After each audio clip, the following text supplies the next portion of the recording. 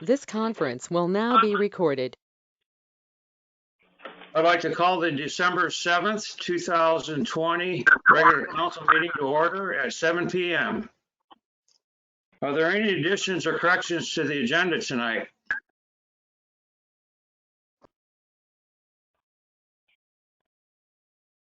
If not, would anyone like to entertain a motion to accept the agenda?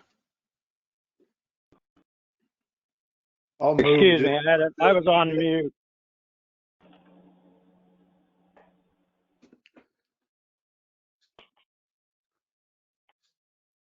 Mayor? Want to try that again, Councilor Webb? I'll move to accept the agenda. Is there a second? Before we second, could I be recognized, Mayor? This is Councilman McNair. Yes, go ahead, Councilor. I apologize, I was on mute there when you asked for additions or corrections to the agenda. I'd like to make a motion to reconsider.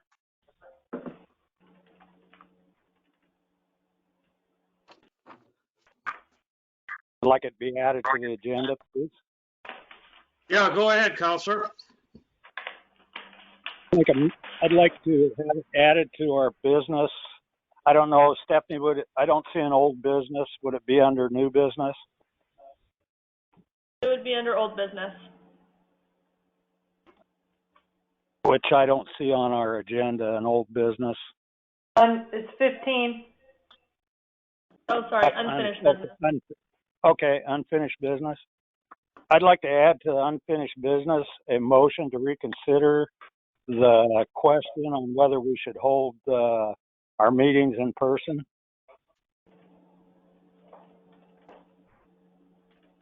Okay, is there a second? I'll second that. Okay, a second's been made. Would you call the roll, please, Stephanie?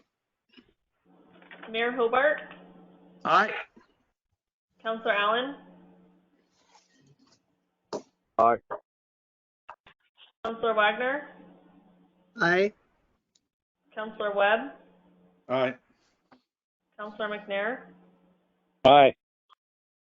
Motion carried. Thank you, Stephanie. Are there any presentations tonight?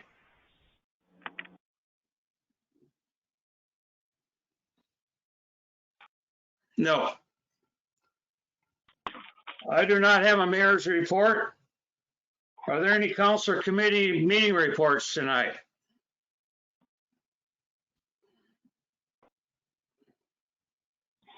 Can I be recognized by the chair? This is Bruce McNew. Absolutely. I guess the cemetery committee met. I was unaware that they had till after it occurred. So unfortunately, I don't have anything that I can report on that. They should have their minutes here pretty soon. You guys probably can deal with it at the next meeting. Okay, thank you, Counselor. I did attend a library board meeting last Wednesday, and about the only thing I have to add to that is I'm going to appoint a new application tonight if it's consent agenda by the council for a new upcoming board member from the library board. So that's all I have on the meeting from that report on that meeting. Are there any topics from any other committee meeting reports to report on? Okay, moving on to item 6. Are there any topics from the floor this evening? I have none. Okay. Thank you, Stephanie. So I'll move right into our public hearing. Good evening, Matt. Good evening. This public hearing is now open for the purpose of considering intent to withdraw territory. The procedure I would like to follow tonight is in this manner.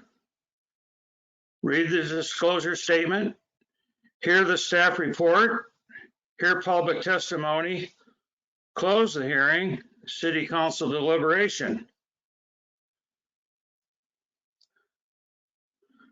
Ladies and gentlemen, I call this meeting to order on December 7th, 2020 at 7:05 p.m. My name is Mayor Rick Hobart. I am the chair of the City of the Council of Vernonia. Our role is to conduct public hearings and to make legislative decisions about land use matters in Vernonia. The item before us tonight is a legislative item. Members of the City Council are to be unbiased. Before the start of the hearing, I will ask the members of the City Council whether they have any potential conflicts such as family, financial, or business relationship with regard to the land in question. If such a potential conflict exists, I will ask whether the council member in question believes he or she is without actual bias or whether he or she would like to step down during the case review. A copy of the rules of procedure for the hearing, the agenda for today's hearing, and copies of the staff reports are available upon request. Any person with an interest in today's agenda item may offer relevant oral and/or written testimony, but please only speak when I identify you for that purpose. It is also important that you make your best case to the City Council because although all of the decisions are subject to appeal, any such appeal will be heard by the Land Use Board of Appeals, and they will decide the appeal based solely on the evidence in the record before us. Please make sure your testimony is relevant to applicable standards for the item in question. Please do not repeat testimony offered by yourself or earlier witnesses. If I think your testimony is irrelevant or repetitious, I may interrupt and ask you to continue with another subject. Demonstrations from the audience are prohibited. Please refrain from them. Comments from the audience will not be a part of the record. Are there any questions? If not, that concludes the introduction. Does any city council wish to declare any potential conflict of interest?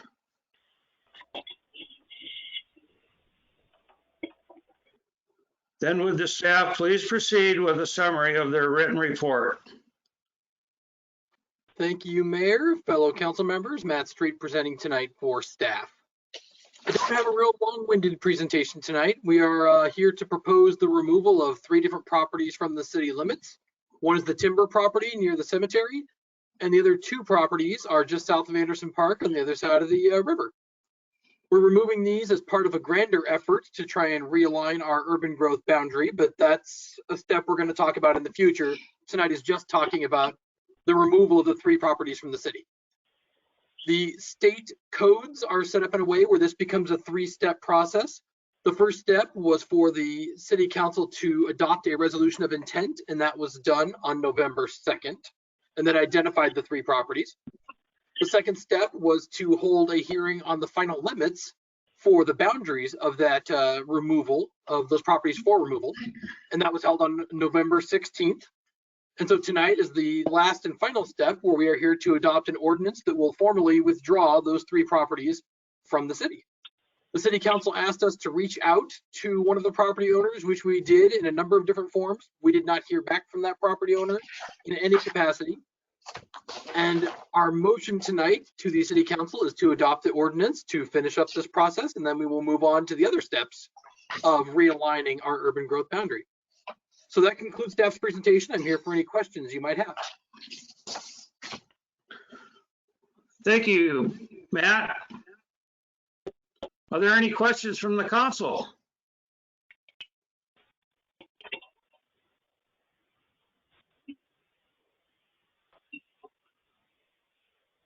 If there are no questions, now is the time for public testimony. Does any member of the public wish to speak or present testimony on this agenda item?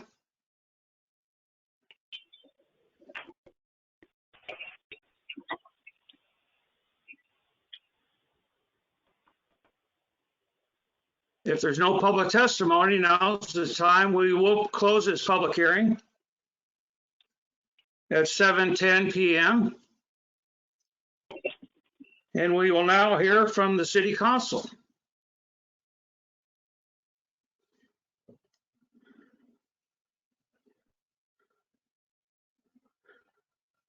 Do any of the council have any questions of the staff or wish to present any thoughts on the agenda item?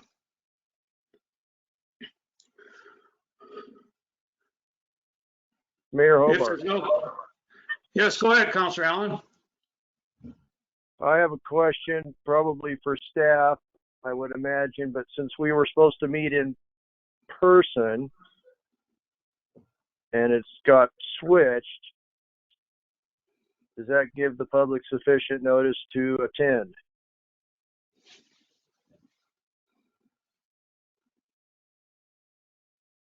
I can answer that. It does give them sufficient notice because the notice for them to attend this meeting did not give specific details on how to attend. It stated that those details would be released with the agenda, which they were. Stephanie, is somebody down at City Hall right now in case somebody showed up? Me and Josette are here.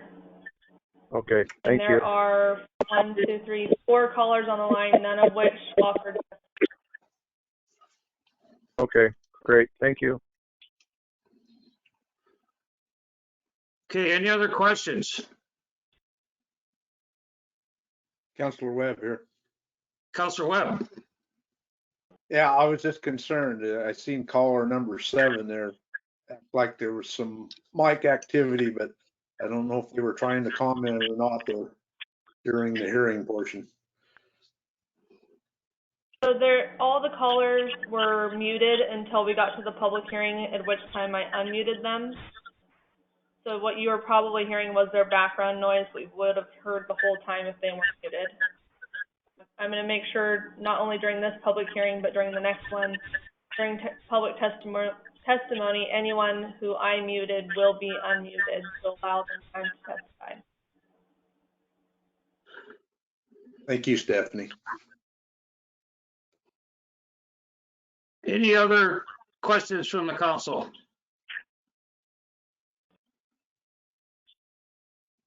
If not, at this time, I would like to entertain a motion to adopt the new ordinance 926, I believe. Mayor, don't forget to close the public hearing as well. Okay,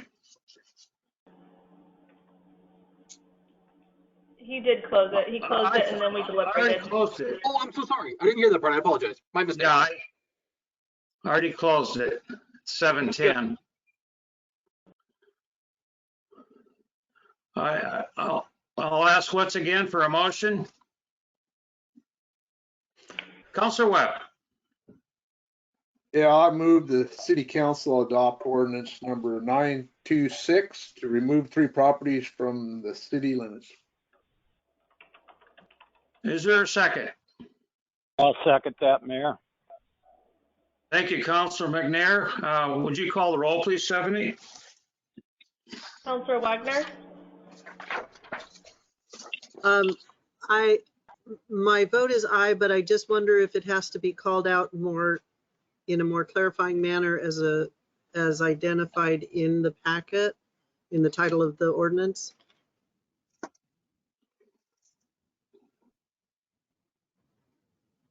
Councilor Webb, would you like to amend your motion to state the actual title of the ordinance? I was reading the motion there, so On the next page. you know, I'll amend it to include the attached parcels included in our packet for removal. Awkward. Can you just amend it as it's stated on the ordinance title on page 3 of the packet?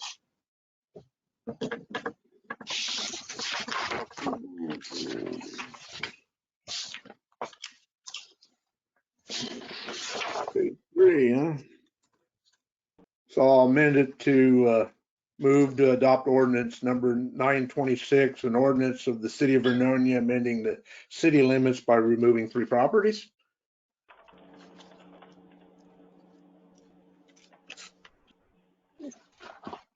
Is Mayor, there a I'll second on the amended second. motion? I'll Counselor McNair. reaffirm my second. Thank you, Counselor McNair. Would you call the roll, please, Stephanie? Counselor Wagner, Aye. Hobart, Aye. Counselor Allen, Aye. Counselor McNair, Aye. Counselor Webb, Aye. motion carried. Would any counselor like to have this ordinance read in full?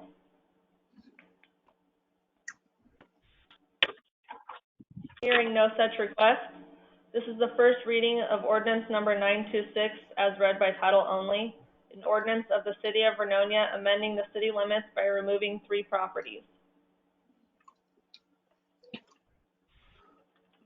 And if you want, you can call for the second motion to approve as well. I'll do that. I'll call for the second reading.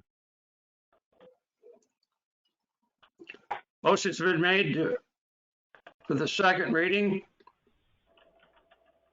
Is I'll there a second. second? Second's been made. Would you call the roll once again, please, Stephanie? Sorry. Counselor McNair, Aye. Counselor Allen, Aye. Counselor Webb, Aye. Mayor Hobart, Aye. Counselor Wagner, Aye. motion carried. Would any counselor like to hear this ordinance read in full? Hearing no such request, this is the second reading of ordinance number 926, an ordinance of the city of Vernonia amending the city limits by removing 3 properties as read by title only. Thank you, Stephanie. See, since we're getting so good at these public hearings, how about if we do another one?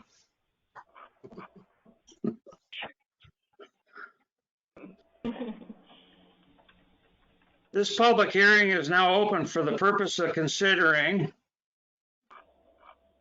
a hearing for the CDBG grant on the closure of the Rose Avenue building project. The procedure I would like to follow tonight is in this manner.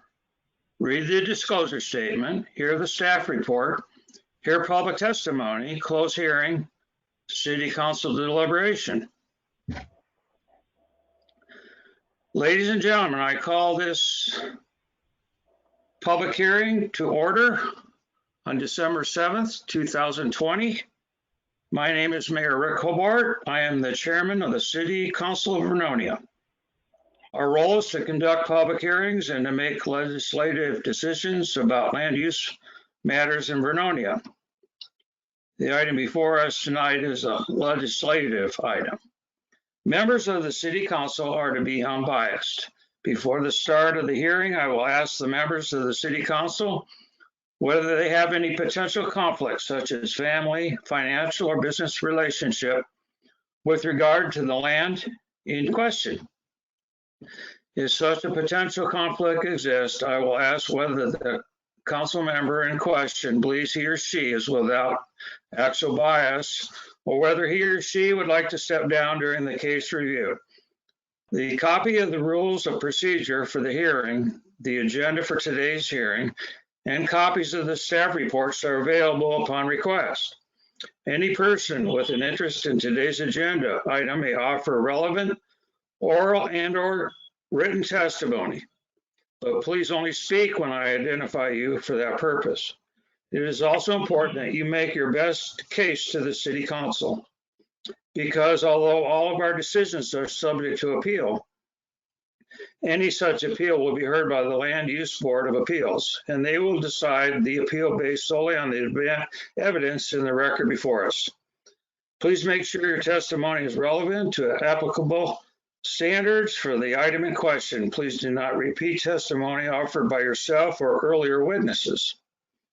If I think your testimony is irrelevant or repetitious, I may interrupt and ask you to continue with another subject. Demonstrations from the audience are prohibited. Please refrain from them. Comments from the audience will not be a part of the record. Are there any questions?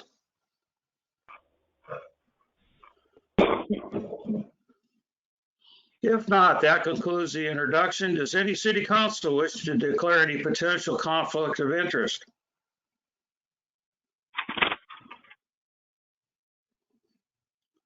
Then would the staff please proceed with a summary of your written report? There isn't an actual written report. This is more of a formality that's required by CDBG for us to hear the public's comments, good or bad, on the closure of our Rose Avenue project. Thank you, Josette. Are there any questions from the council?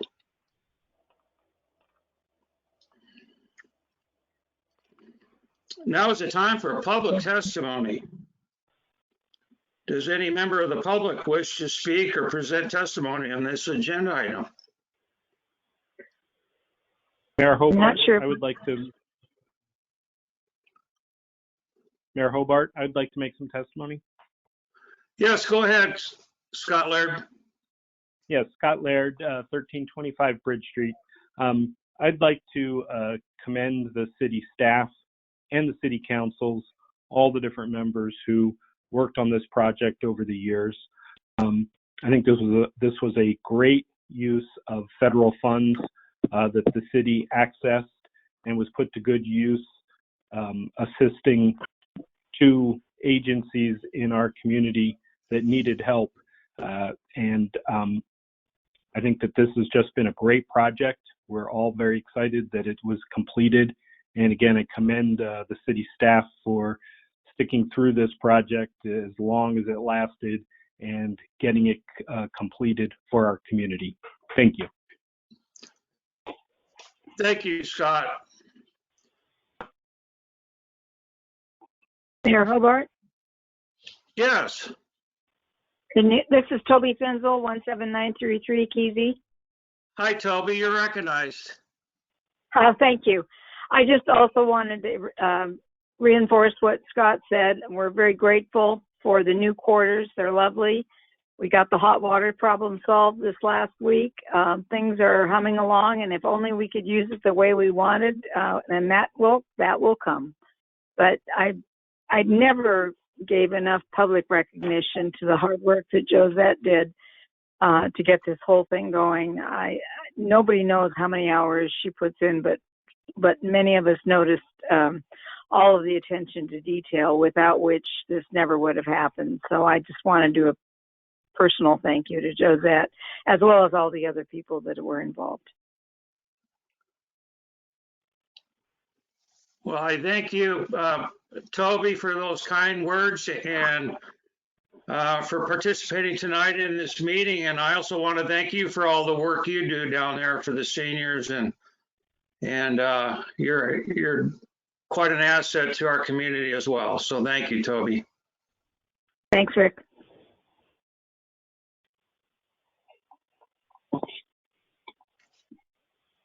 Any other public testimony or discussion?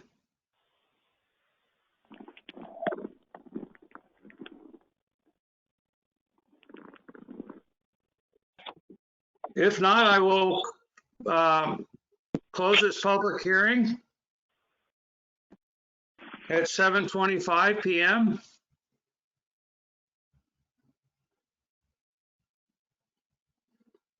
and open it up for council discussion.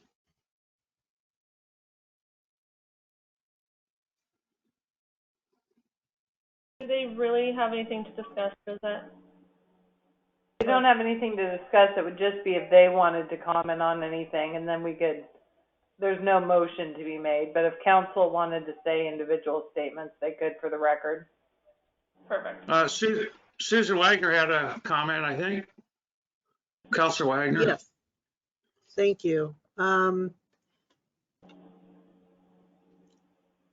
As a counselor, this has been an honor to have been able to be at the end of this project, having been involved in it from the very beginning. And again, well, maybe not exactly the very beginning, 14 years of it anyway. I just want to reiterate, thank you to all those involved. I know that there are a great many people who have not been recognized enough, and I don't think there's anything we can do about that other than to say thank you from the bottom of my heart for everyone's incredibly intensive stick-to-itiveness to get this project done. And this is a true tribute to Vernonians at their best. And I would love to see that carry forward with everything we do for the benefit of this community. And that is all I will say. Thank you, Counselor Wagner. So Stephanie, you don't need a motion to, okay. Then again, we're going to close this public hearing and move on. Okay.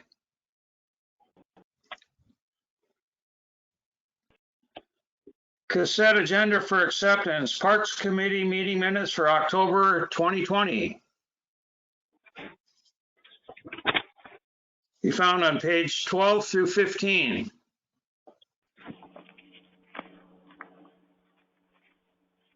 Any discussion? Mayor, this is Councilman McNair. I'd like to be recognized. Councilman McNair, go ahead. On this particular minutes here, I would just like to note that in the first part of the staff report there, it indicates the gain in revenue.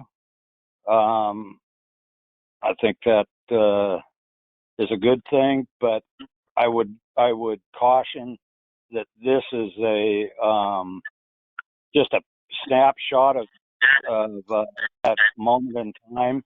It's not a year to date. I mean, not an ending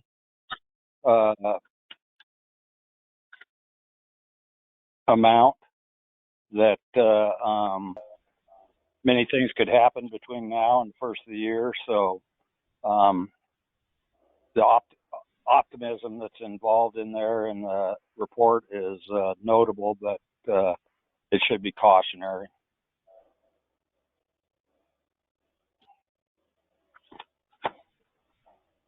Thank you, Counselor, for that.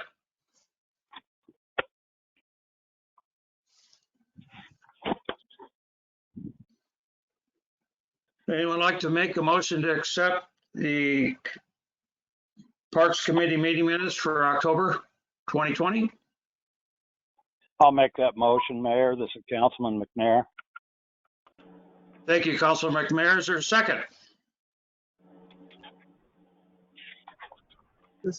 This is Councilman Wagner. I will second that. Thank you. Would you call the roll, please, 70? Counselor Webb, Aye. Counselor Allen,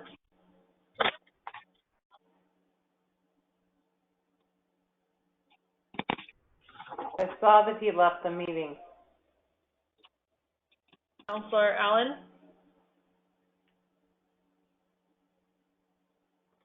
Aye. okay. Oh, can you say that again? Aye. Correct. I just want to get you relabeled. Thank you. Counselor McNair, Aye. Counselor Wagner, Aye. Mayor Hobart, Aye. Motion carries. Thank you, Stephanie. Consent agenda for approval, City Council work session meeting minutes for November 5th, 2020. City Council meeting minutes for November 16th, 2020. And finally, City Council work session meeting minutes for November 18th, 2020. This is Council Wagner. I'd like to move that we accept the consent agenda for approval. Thank you, Councilor Wagner. Is there a second? Mayor Hobart, Yes. I might interject. I do have have a question here. Okay, go ahead. Maybe it's mostly clarification, but on page 22 of 55,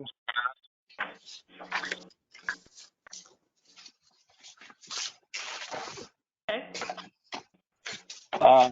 it's under items from the mayor and councilors. Councilor Allen states that he agreed that a discussion should be had as the school's wetland seems to be doing better than this area. I wonder, is that what you intended? Can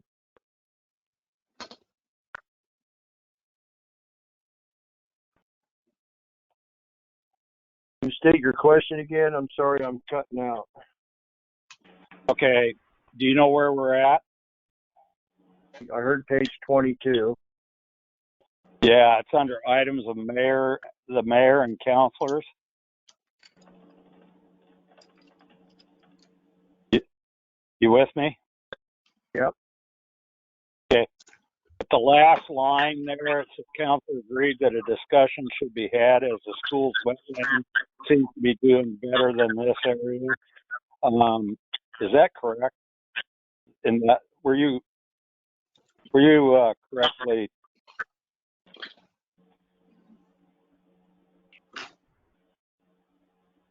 I could probably be worded a little different, but it's hard to take that into the context of our conversation. But your meaning is correct. Well, in our conversation at the time, if my memory serves me correct, we were talking about the wetland that the school had paid a lot of money to build. And then we were talking about the cost of the money to flatten that out, to get rid of the water, to plant trees. And we had a discussion how that wetland is actually functioning quite well. And that more birds were probably using that as the one or two times I've seen it. So I don't know if I would agree. Thanks for pointing that out, that I think it's doing better. I just thought that maybe more birds were using it the one or two times I've seen it. That was my impression too, JR. To me, it looks like that misrepresents your intent there. Maybe I'm reading it wrong. I would be happy to review the tape. Okay, as it states in there here, the school's wetland seems to be doing better than this area. I think basically my impression was just that he thought just the opposite. Yeah. Would that be a fair summarization? That would be a fair summarization. As far as the time I had viewed it and seen the amount of fowl that were using it, I really wouldn't say for 100% one way or another. I just think it was part of a bigger conversation that we were going to have if we wanted to move forward and to spend the money to alleviate that water or not. I understand. I just your view on it's the same as mine when I go down there and look at it. So it just struck me as odd that seemed to be almost at odds with what the conversation. Yeah, that is. It is kind of opposite, Stephanie. So you go ahead and review the tape, but I think the meaning there's a little bit flipped around. Okay. That pretty much sums up my issue there, Mayor. Okay, thank you, Counselor. Counselor Wagner, would you like to make an amended motion to accept these 3 meeting minutes? With that, I don't know if you need to make an amended motion, but I don't believe I do need to because Stephanie's going to review. It may or may not change. So you would not approve the ones from November 16th because I'm going to review them, and if they change,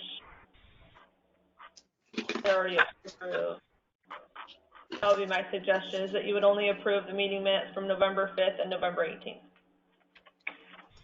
So amended.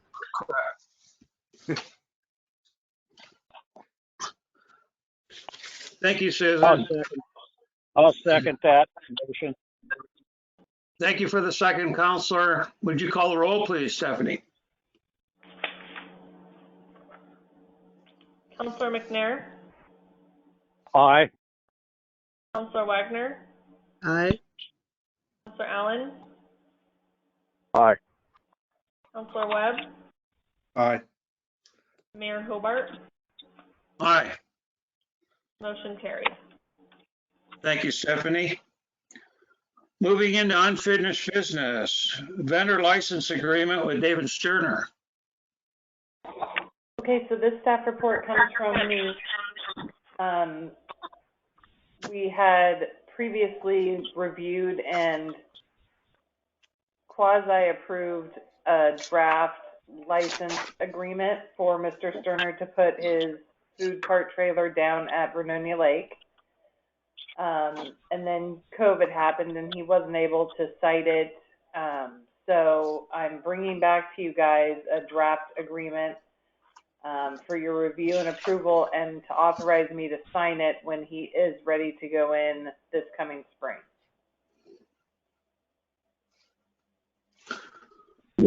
I was trying to finish up things that this council had determined before we change and have other members of council on that may not understand or have been part of this. This is Councilman McNair. Could I ask for recognition? Yes, go ahead, Counselor McNair. I have an interrogatory for the city administrator. Josette, can you hear me? Yes. So with the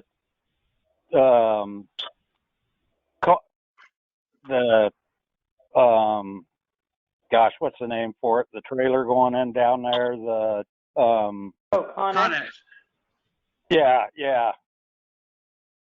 Have you changed what is your view of how initially you ended up with, were you just going to move the Parkhurst trailer out towards the trail, or was it going to move back and in line with that container? So at her request, she asked to move further down straight from where she is, not to come out towards the trail. She would just like to be further on a linear line, just move the feet that the Connex is going to be. Because she felt like if she put it further forward, her awning would be very close to the trail, and she likes to sit back a little bit. So that's what we've approved for her, is just to move straight in line, like 27 feet further. So that's the proposed solution there. You're not going to move her out towards the trail. That is pretty much a done deal. She's going to move farther down. Yeah, she requested that she move further down instead of out, just because she likes to be set off the trail a bit of a distance. So her parking of her vehicles will be down in that area? No, typically she'd park on the gravel. Mm-hmm. So she would park in the map. She would park between her red truck now and the yellow food truck. Okay. Like the yellow square is the food cart, and that's his whole area. That's not the size of his trailer. That's the whole area with some space out in front of it between the trail and his actual food cart. Yeah, my concern is that one might interfere with the other, might get too close, and that any traffic from her vehicle, her host site to and from past Mr. Sterner's location would be hazardous. But Well, and Bruce, the Connex is going to sit right up along those bollards to the north if you're looking at this map. So see the grass area between the red and there's like a berm of bushes there? I don't have colors. Grass area. There's like 4 bollards there. That's going to be the edge of the Connex. So there's going to be more room than is currently showing here because the Connex isn't going to come all the way out the same as that red vehicle. Okay. Mine's black and white, so. Oh, sorry. The car right by her trailer. The Connex isn't going to come that far close to the food court area. Will it occupy the basic general area that her current trailer occupies? No, because it's only 40 feet, so it will only overlap her current trailer about 9 feet. Okay. I'm finished, Mayor. Thank you, Counselor. Any other discussion?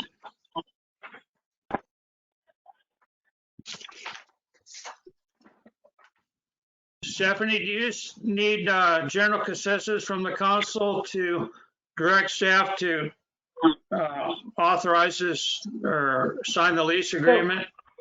So in the options, there's a wording to approve this agreement as written and authorize staff to sign it. Okay. I'll call for a general consensus from council to agree to authorize staff to sign this lease agreement. Has to be a motion, Mayor. Okay, that's what I asked. Sorry. Anyone like to make a motion to authorize staff to sign this lease agreement? This is Counselor Wagner, so moved. Is there a second? Counselor Allen will second. Thank you, Counselor Allen, for the second. Would you call the roll, please, Stephanie? Counselor McNair, Aye. Counselor Wagner, Aye. Mayor Hobart, Aye. Counselor Webb, Aye. Counselor Allen, Aye. motion carries. Thank you, Stephanie. Spencer Park Walnut Tree decision. Okay, so this one also comes from me. Council had requested that we get estimates for the trimming of the walnut tree for the prescription from the arborist. The low bid for that trimming project came in at $3,000. So I just need council to either authorize me to move forward with the trimming with the low bidder or to request that staff move forward with removing the whole tree.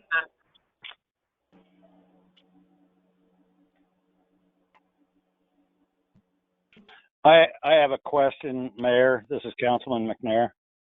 Yeah, go ahead, Councilor McNair. So, Josette, we spoke about this earlier today. The money for that would come from, and I would assume, just for a preliminary here, right off the bat, was the cost to remove would be, I would think, somewhat more. Is that a fair assumption? Well, it depends. It would be just the cost of felling it because the wood would be purchased probably by Gobi Walnut or a firm such as that. Correct. But there would still be a certain amount of work needed to be done to the canopy to allow that tree to be fell. in a safe manner. There's one limb huge limb that overhangs the building next to it that would have to probably be removed, which is probably quite a bit of what this trimming cost would be. So where is this coming out of in terms of paying for it? It would come out of parks under contract services. There's currently no money earmarked in contract services, so it would potentially come from contingency, moved to contract services, and then spent out of contract services. So your contingency There's $15,000 in contingency. Okay. So I noticed one of the things that's in the parks deal there that I was looking at our budget there. Where in that budget does the cost of repairing that shed for the basketball court down here at Spencer Park? All I see under contracts under that particular O&M, and it talks about the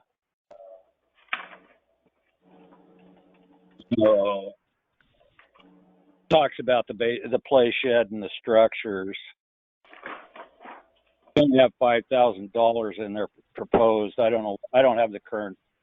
What did we settle on there? Do you have your? Yeah, I'm looking here. Hold on, Bruce.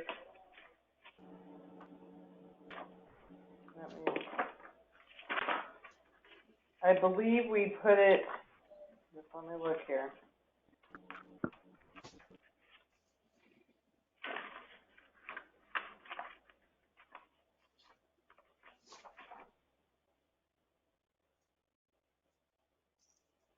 Yeah, so we are doing that repair out of the Parks Reserve Fund. Oh, okay. All right. That's fine. I just didn't see it in there, and I was wondering about that contingency. That's where I was. Yeah, so any project that's earmarked at the beginning of budget that has a set amount is tracked in the reserve. Okay.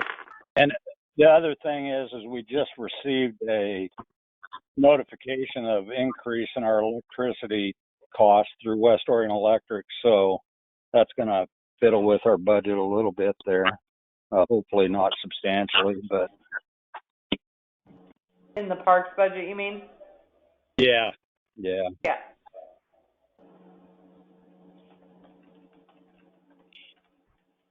That pretty much covers what I was asking, questions I was asking, Mayor. Okay. Andy, go ahead, Councilor Webb.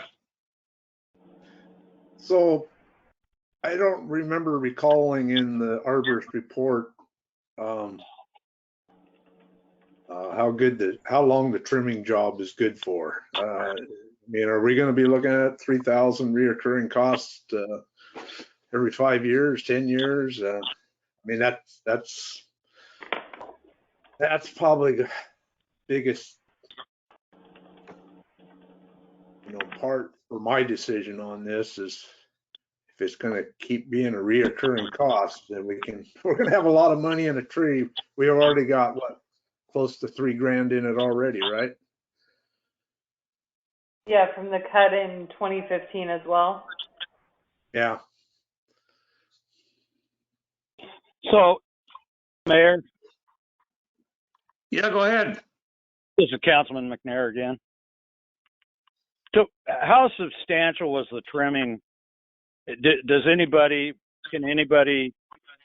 address the issue of how substantial the trimming was in 2015? Yeah, so all of the growth that you see off of the main stubs is what they trimmed last time. And then it just shot back and in 5 years, grew that much yet again. So they cut it down all to the stubs there, the big stubs.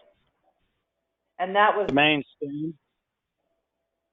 the main stems off. If you count that there's 7 main big branches coming out of that trunk, they brought it all the way back down to those. So the one that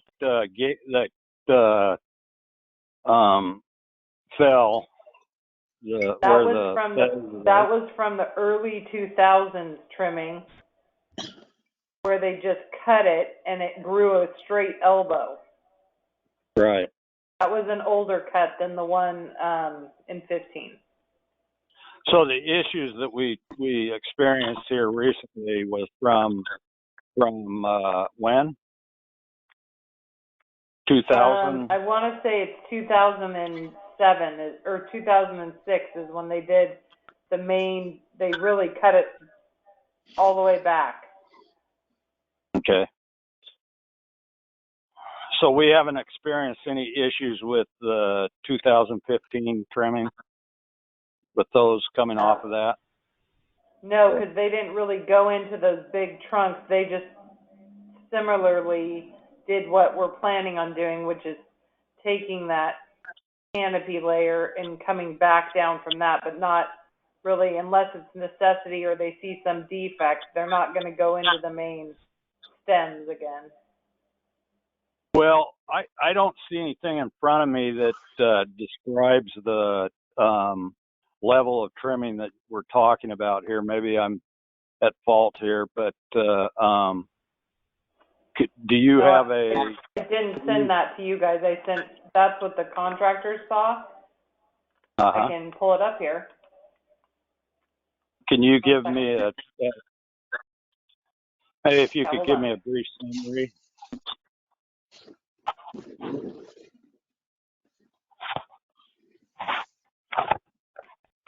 So the work described in attachment A.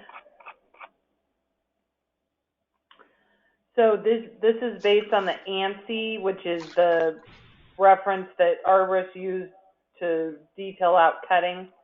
And so it's referring to ANSI section 10.60.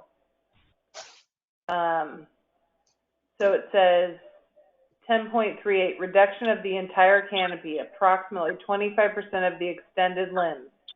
And a reduction cut should be, and then it details out how a reduction cut should be made according to the ANSI criteria. And it says, in the case of this specimen, the arborist may not be able to find a side lateral, which means the judgment of removing approximately 25% of the extended limb by cutting into an outside bud is acceptable.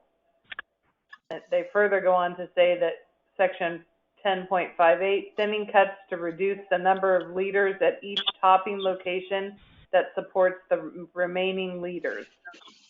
This must be done by an arborist that understands how much weight the individual limb where the last topping cut can tolerate.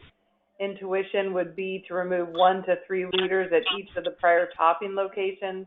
This will allow the remaining limb space to grow without competition. And when he or she may see things that are not noticeable from the ground, referring to poor connections or decays in the limb, this should be assessed and addressed by the arborist. Decisions will have to be made with the health of the tree and the safety of the public in mind.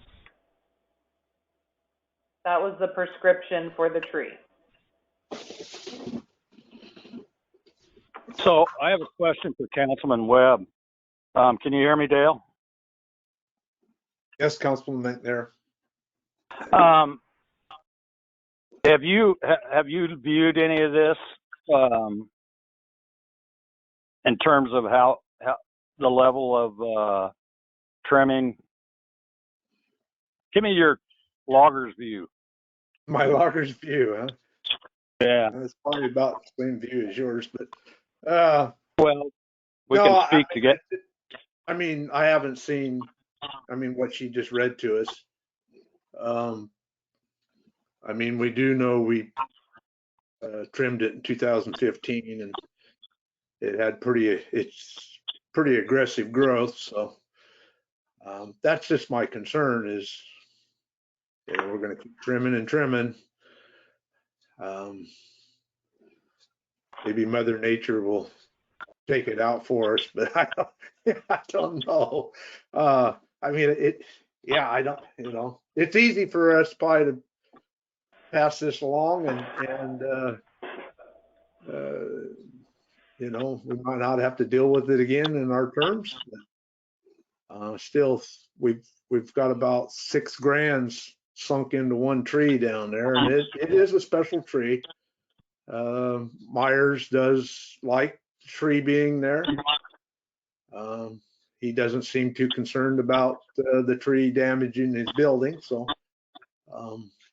if he was against it, then I would probably be more in favor of taking it out. But still, our parks budgets are pretty tight. Even that $53,000 we're talking about, it's shrinking every minute we're talking here. So anyhow, it's just my opinion. I haven't really made up my mind which way I go, but I want to hear what other counselors are thinking, and how much are we going to fight for this tree? Well, Dale, I share your concerns. I don't want to monopolize this conversation, but later on, maybe after others have spoken, I'd like to come back to you on the discussion of the amount of historical trimming of the tree and whether it's cost effective. Okay. Mayor Hobart. Yes, go ahead, Counselor. Thank you. I tend to agree with Councilor McNair about the intrinsic value of this particular tree to the people of Vernonia, which improves their life by having a few trees downtown. And I think it is worth saving. We've already had this discussion 2 or 3 times. It was deemed safe and solid by the arborist that we paid to have a report done. We had already made a decision to save the tree if at all possible, which it is, and it's cheaper to save the tree as in the next 10 years or 5 years. Now, Councilor Webb's point is that it's going to take some maintenance. Well, everything in the city takes maintenance. If you don't want maintenance, we bulldoze the city. So that's my point on it. I believe we should save it, and I believe most of the people in the town would favor that also. Thank you. Thank you, Counselor.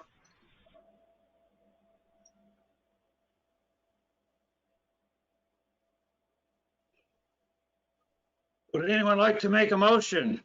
Or is there any more discussion on this? Did Councilman Wagner have anything to add to this, or the mayor? Councilor Wagner is ready to move forward and make a motion. How about you, Mayor? Oh, I like the tree. I think I've got quite a few years in tree trimming with West Oregon Electric, and I think the tree can be trimmed properly, and we can enjoy it for a good many years to come. So I'm in favor of saving the tree, and that's where my take is on it, Counselor. I would like to return to speaking with Councilor Wood. Go ahead. Dale, you brought up that the 5-year trim that would be a reoccurring thing. It appears to me, from maybe I'm misunderstanding what here has been stated by the staff, that the 5-year trim is not really an issue right at this moment. It's quite possibly stems from somewhere back 15 years ago. Would that be more correct? Yeah, I think that one limb peeling out, I think, as Josette suggested, probably 2006 or something like that. Yeah, we probably wouldn't be here today talking about this if that limb wouldn't have peeled out of there, and we might not even be trimming the tree without that happening. So, but then I don't know what would have happened into the future. Well, I think it's it's obvious to pretty much anyone that the tree is growing, still continuing to grow, still adding to the canopy. It probably will be to some degree an ongoing issue. But my concern was the cost effectiveness of it, addressing that. Given the where it comes from, I share your concern about that. I'm just not sure that it is quite as bleak as it sounds in terms of if we do this trimming. I wish we had a diagram more of what the trimming would encompass. I'm having trouble getting it in my mind. 25%. That doesn't seem like a lot on a huge tree with that much of a canopy. I certainly would hope to think that it would bring that limb back that's over Mr. Meyer's garage. That one caused me a little bit of concern looking at it, but I guess I'm along with the rest of the group. I'd like to see it stay for now. Mayor Hobart. Go ahead, Councilor Allen. I have a question for staff. Since the arborist is writing the prescription for this and somebody else is doing the cutting, are they going to get together toward the end of that cutting and make sure it's what the arborist is envisioning and we get our money's worth, and we're not going to be addressing this sooner than later than need be? No, so the plan isn't for, that's why the prescription references the ANSI criteria, because that's the criteria all arborists understand. And so the 3 bids that I went out to were to certified arborists who will follow that criteria from the ANSI guidelines for cutting trees, basically. Yeah, I understand all that, but them books are about 3 inches thick, and nobody knows what's every line in those books. And my concern is we're not going to get what the arborist thinks is safe for the building. But I don't know if it's worth our time to pay our prescription guy to swing up and toward the end of the project and make sure it's what he thinks is safe. So instead of having the contractor come back a second time. But I'd just like to hear your thoughts on that point. Well, I think that if we hired one guy and then had a different guy come and tell him what he should have done, I don't see that playing out very well. Since they're both certified arborists, they're both going to believe they're doing the best for the tree. So that seems like it might get heated if we call in like, this is our guy and we're paying you, but then you got to do what he says. I don't know how well that'd go over. Okay, so the guy that's going to cut is a certified arborist with the same qualifications as the guy that gave the prescription? Yes, they all were, all the ones I asked. Oh, well, then next time maybe we could just hire the guy to do the cutting and skip the other guy. Well, they were allowed to bid. They were not your low bid. No, I mean our guy that does a tree inspection and tells us what to cut on it. He did bid. He was not the low bid. Oh, he also bids. I'm sorry. I thought he was just an inspector. No. Okay, that clears it up for me. Thank you. Uh-huh.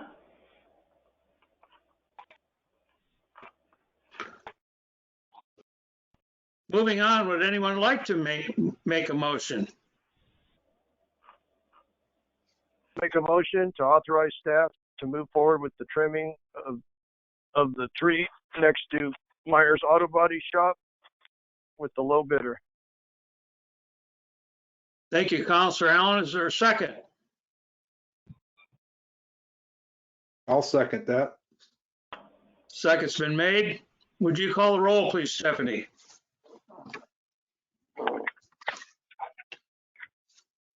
Councilor Wagner, Aye. Councilor Webb, Aye. Mayor Hobart, Aye. Councilor Allen, Aye. Counselor McNair, Aye. motion carried. Thank you, Stephanie. I didn't get at the beginning where Counselor McNair wanted to add an agenda item. Was that in unfinished business? Yeah, it's next. Okay.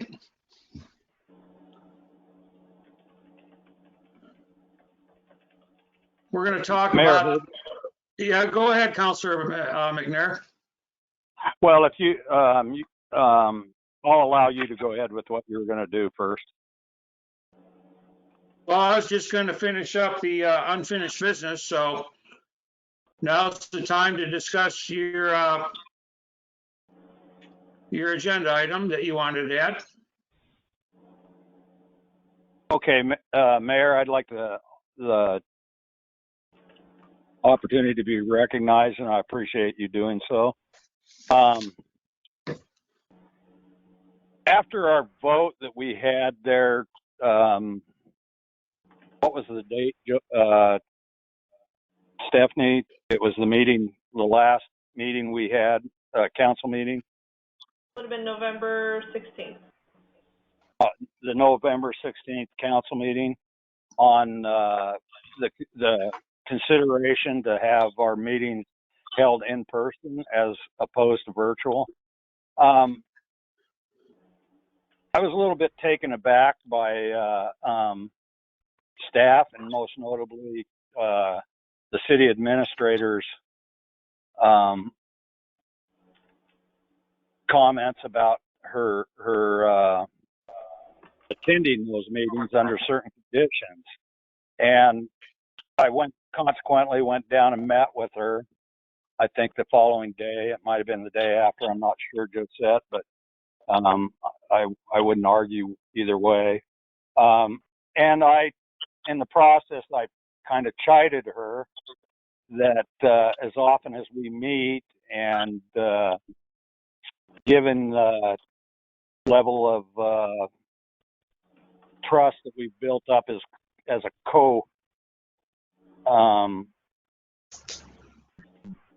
co-worker or an individual that I work with closely, and as a friend, a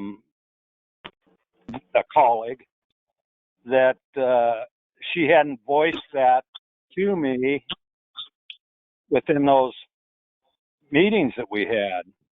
And her response was, well, Jesus, Bruce, you only known me for 10 years. You know my issues in terms of her medical issues, and I don't go into that because that's personal, but I was taken aback by that. And I went home, and it bothered me, to say the least. And I thought about it, and I realized that I probably had made this decision based on emotion rather than logic and common sense, given the politics of the last year or so, or 2 years. And I had let that color my thinking. And as the more I thought about it, the question became, did I have the right to make this decision without taking and consulting individuals that are involved in the city business, like the committee that I represent, and not taking them into my confidence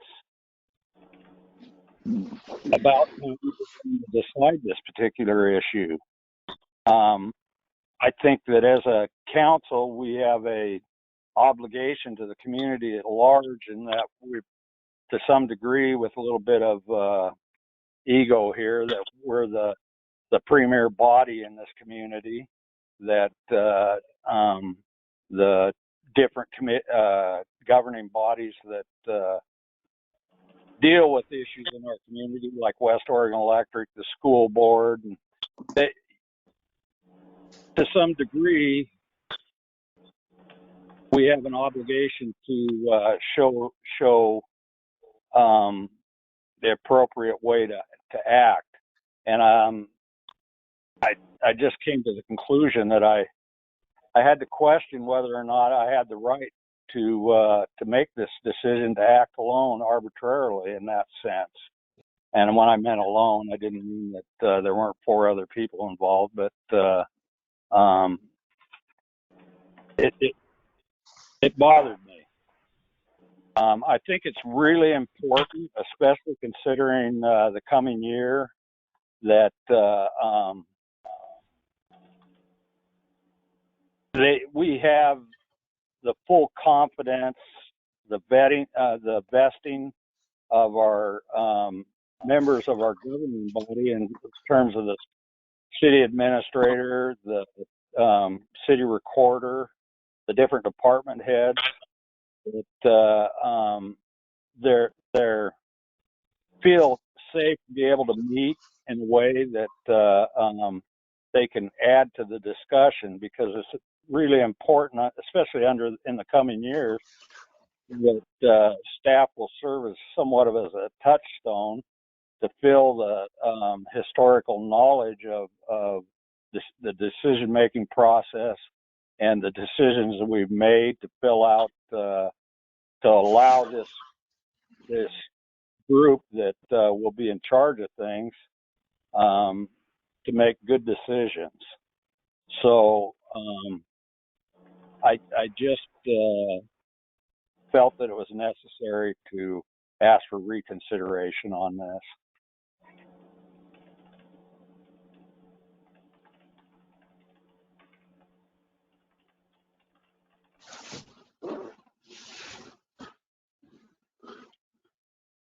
Councilman McNair. Speak. Well, I like some of the points you made. I wonder, did it have anything to do with the hit job that was in the paper? No, JR, I have to say that this occurred before that. I saw that, and I understand that folks are concerned. Again, this was based on my own personal. JR, just as a personal note, I'm 63 years old and probably stand alone in this group of 5 that I've lived my life in kind of a high risk manner.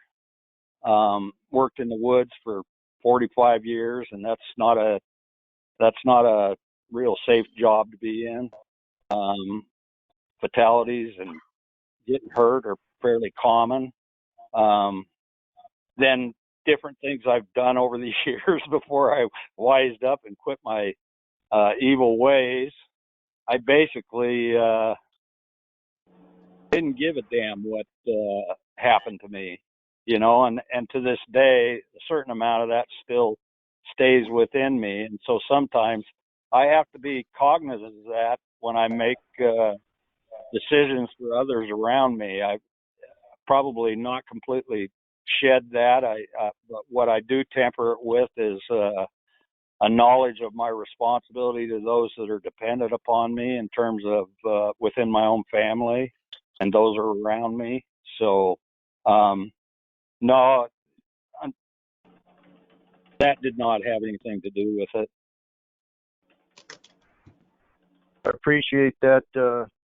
I probably share some of those same feelings in my background where I come from, but I think I commend you for doing a double take on that. I think we all have in the last couple of weeks in light of things that are going on in with COVID and our hospitals. So I think the reconsideration is a good thing. One thing about council, we can make a decision. We can always say, hey, we got it wrong, or we're going to reconsider, or new facts have come to light. We can always change things. So in light of Josette's issues, which a lot of us probably really didn't have a much of an idea on, I think it's a good thing. And I appreciate you coming forward with your feelings on all this. Yeah, thank you for that, Councilman Allen. I appreciate that. It reaffirms a lot of the way I view you as a councilman, started out, I was concerned, and turns out those concerns were unfounded, and you proved me to be I have a lot of faith in you, sir. You broke up there. Appreciate it. One thing for certain is I can't hide behind what not knowing what was the issues concerning our city administrator. I knew full well, and it was just thoughtfulness on my part. I mean, thoughtlessness on my part. Counselor Wagner. Before I go on, Mr. Mayor, I am asking that you caution the counselor regarding a statement he just made regarding, and I will quote, a hit job in the paper. I am very disturbed and concerned by that statement. I think it's inappropriate as a counselor to be making statements such as that.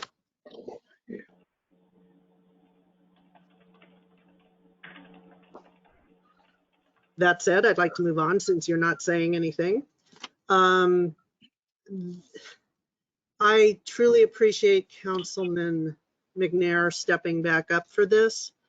One of the things that I tried to state before we moved on at the last meeting was it's our job as counselors, whether we only have 1 or 2 meetings or whether we are in for another 2 years or 4, it's our job to lead by example and, you know, not make a decision based on what other people are doing. And I truly believe that it was and is our obligation to be very circumspect about not just Josette and not just Stephanie and not just Chief, but every single one of our citizens and every single one of our counselors and the mayor, looking at what their possible potential issues might be. I mean, I'm 60. I hate saying that, but I am. And I'm fat, and I have diabetes, and I have a potential heart issue, etc. You know, I can look at every one of us and look and say, yeah, I mean, they've got issues, or they have children, or they have parents that they come in contact with or potentially do. And I think that not just for during the period where it's being dictated through regulation, but also taking into consideration what's the right thing to do, not just the rule of law or mandate. And I think I'm going to stop because this has been brought up by Councilman McNair, and this is up for reconsideration, and I thank him for that. Thank you, Counselor. I appreciate that. And I'd like to add just one more thing before we move on to new business. I want to thank Councilor McNair also for bringing this issue up. It's been an unusual year for everyone involved here. And I personally think that we've done a really good job in adapting to our meetings virtually. And I think we served the community well. We've done a lot, made hard decisions by closing the fishing, and we really had the best interests of our community involved here. And sometimes we make mistakes, or I think there hasn't been any intention for anyone to get hurt. I think all our intentions are to keep everyone safe. And so I even went out and bought a new chair for my office because the one I've been sitting on the last year, I just couldn't hardly stand it anymore virtually. But we did go back to this meeting virtual. Looks like it's going to be the last one of the year. So we're trying to do what's right and what's safe for our citizens and our council too. So, but thank you for this discussion. I think it was an important one. Councilor Webb. Yeah, Mr. Mayor, I think we do need a motion to reconsider a decision on that was made November 16th to have in-person meetings and to reconsider that. I believe the correct motion is the same exact motion before was the motion to have in-person meetings. I would so make that motion. Mayor, before we move on, Yes. I just have one thing to add. My consideration of this never involved that at any time did I think that anyone on the council had nefarious or was not thinking about the benefit and the good of the people. I was speaking entirely on my own behalf, and I certainly wouldn't want anyone to think that I was casting aspersions about anyone involved in that decision. Each person does their own thing with that.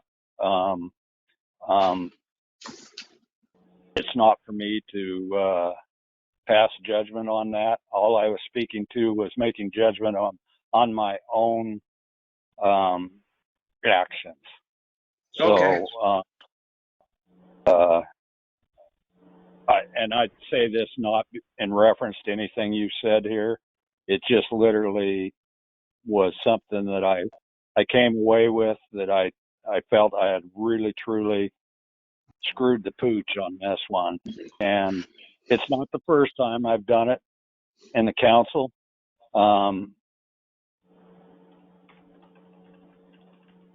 done it before.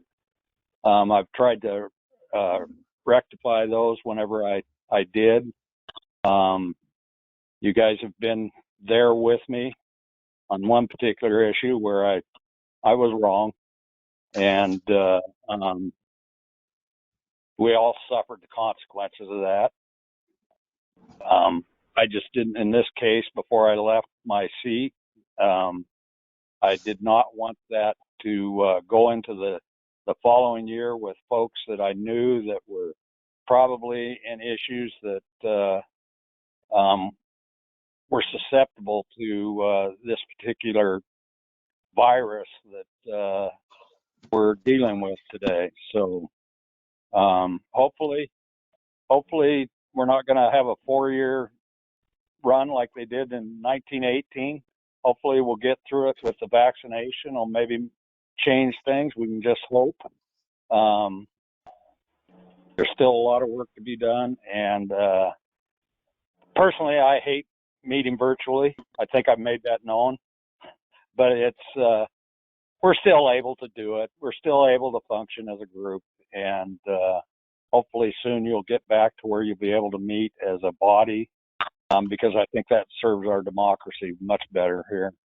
So I'll second, with that, I'll second Councilor Webb's motion.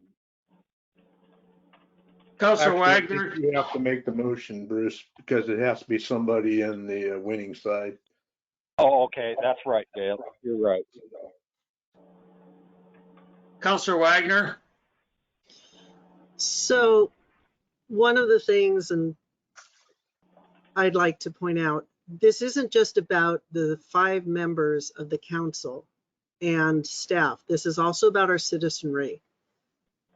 You know, not just setting the example for them for what they should be doing in these times, but also for them to not be disenfranchised and for them to be able to participate. And I understand that there was the proposal of a mixed type of meeting, but it does not provide them the same type of experience nor potential for participation as doing something like this. Right now, I believe we have 11 that I can identify people on this call that are not council members or staff.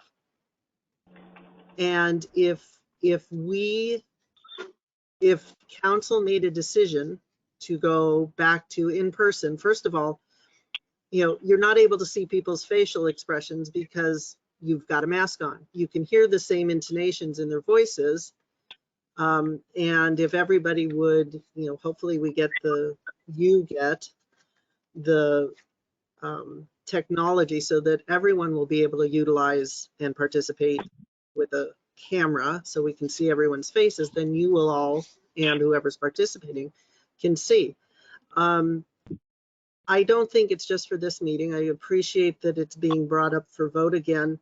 And honestly, I would think that the city would want to, that the council would want to consider contacting other organizations that do have these processes already set up for how to go into and out of virtual meetings, working remotely, etc., versus in person. And I know that there are some, I'm sure, that would be very happy to participate and provide those copies of those documents if desired. But I wanted it to be clear, it's not just about the 5 people sitting on the dais and the staff who may or may not be sitting in the room with you. It is about all of us and all of our citizens. Thank you, Susan.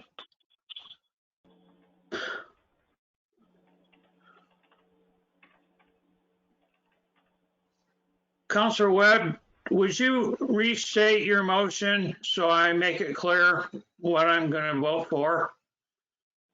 If I Mayor, remember correctly, it has to be made by the part of the council that affirmed the original motion that they're reconsidering. So it'll have to be from one of you 3. I have a question, Mayor. Go ahead, Councilor Allen. You think we should include the councilor-elects in this decision or not? They haven't been sworn in yet, so I don't believe they can vote. That's what I thought. Thank you. With that, I'll make a motion that we reconsider our in-person meeting and our vote on that situation.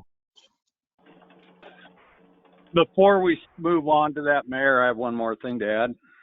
Go ahead, Councilor McNair. Something has come to my attention, and I feel like I almost, it's important that I put this up there. Under our charter, once a motion to reconsider has been done,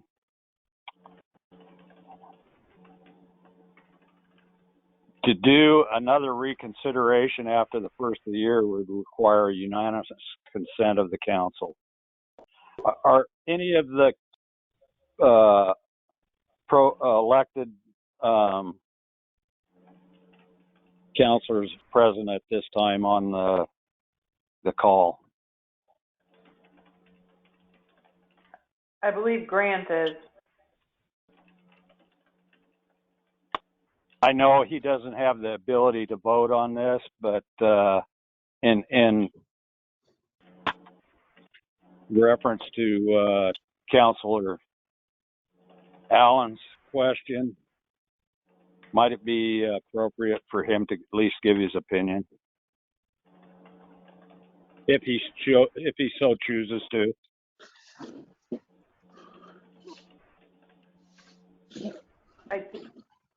I don't think so, Bruce, because he's still a citizen at this point. I understand that, Josette, and you may be absolutely right. I was just offering it in consideration and out of respect, as to the fact that this is the last meeting that I'll be involved in.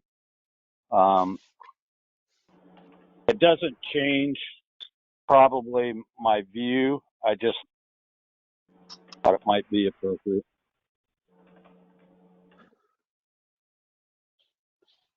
I'd be interested if anybody on the council maybe has a view on that. This is Mayor Hobart. In light of the restrictions set by our governor last week, and we don't know what the after the 2-week restriction period looks like for the future. This is the reason why we brought this meeting on December 7th back to a virtual meeting. I would recommend that we look forward to January, and we'll see what it looks like at the end of the year. I have a feeling we possibly could be meeting virtually and doing our swearing in virtually in January. So at that time, we'll have a new council, and we'll be able to make a motion in and to see where we want to go with this. That's my recommendation. With that understanding, the fact is those are things that are out of our control in terms of what the state does. Right. This entire action is, for the moment, mute in that sense. But if you once again refer back to where Section 26, the reconsideration of actions taken, come the first of the year, you're going to be required to have a unanimous vote of the council to reconsider what you're doing.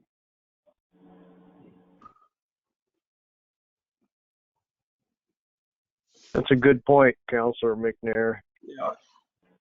But if we vote to reconsider tonight and nullify it, then we're starting with a clean slate. Correct. Does a second have to be made by somebody who is on the winning side? It does not. Then I second Mr. McNair's motion. I don't think I've made the motion yet, It was JR. Councilor. JR did? Yes. You're correct. Okay. Sorry. In that case, I second Councilor Allen's motion. Okay, let me clarify for the group. When you vote right now, you are voting on whether or not you want to have meetings in person. That is the motion you're voting on. So voting in favor means you want to have meetings in person. Voting against, which would be a nay, means you want to have meetings online. Okay, I'm going to call for votes. Councilor McNair. So interrogatory. Okay. So we go. Let's say we go into the first of the year, somewhere in the next year, that everybody's taking a vaccination. We're all good to go. The muzzles come off. We can sit next to each other. The council can sit next to each other.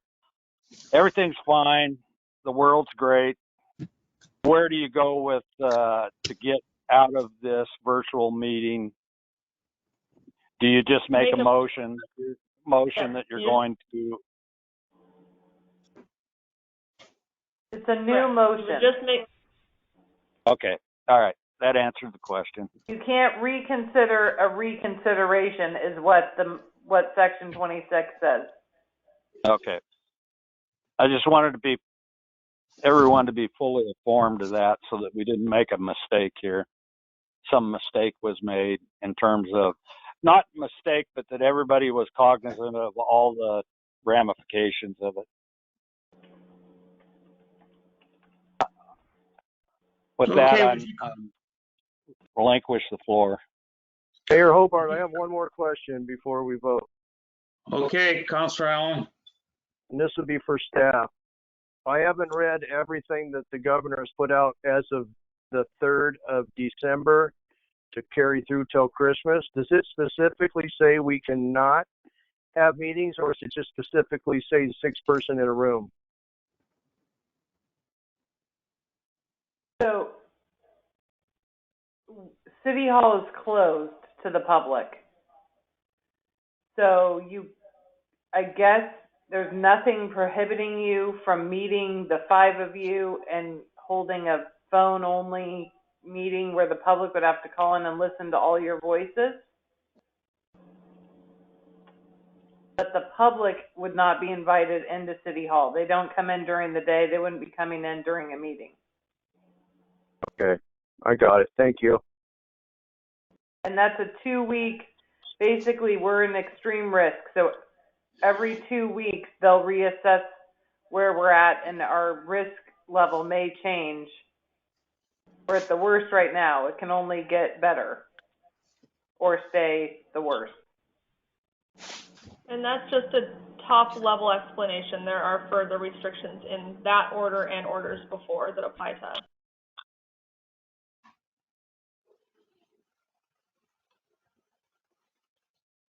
Stephanie, would you call the roll, please? Okay. Does everybody remember that they're voting on having meetings in person? Okay. Councilor McNair. Nay. Councilor Webb. Nay.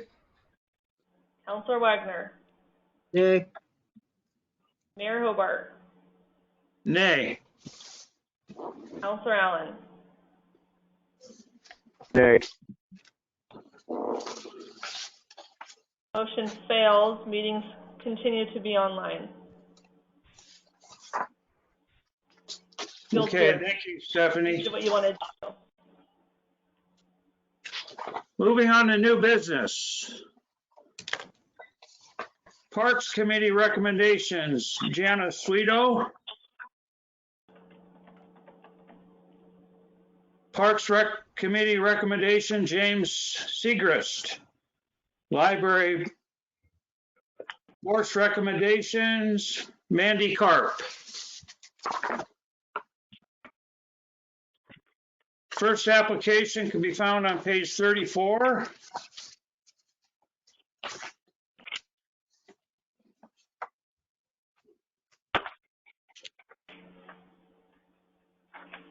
Has everybody reviewed the applicants for tonight? I have.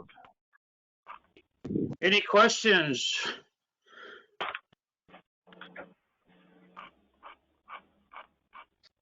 No, I'm just glad that our citizens are stepping up and wanting to be part of something that's, even though the challenges that we're having with meetings.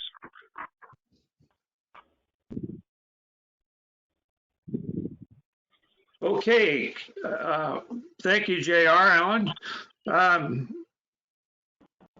Could I get a general consensus to approve the application from Janice Sweeto for Parks Committee?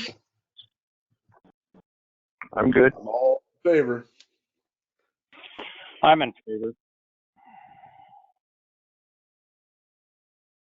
Okay, thank you.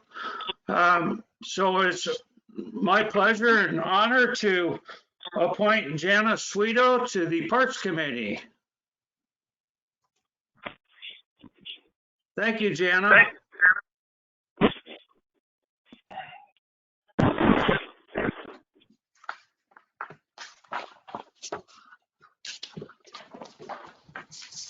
Moving on to James Segrist. Any questions on that applicant or for that applicant?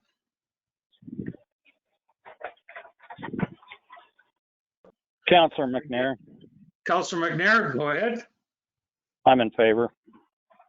Thank you. Counselor Webb's in favor. Thank you. I as well. Thank you, Counselor Wagner.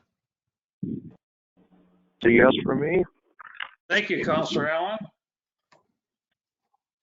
With the general consensus of the Vernonia City Council, it's my pleasure to appoint James Segrist to the Parks Committee. Congratulations and thank you for your service.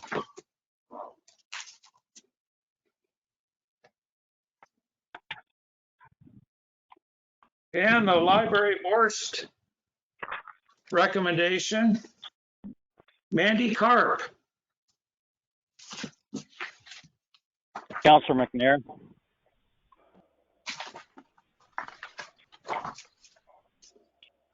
Go ahead, Counselor. I'm in favor. Thank you.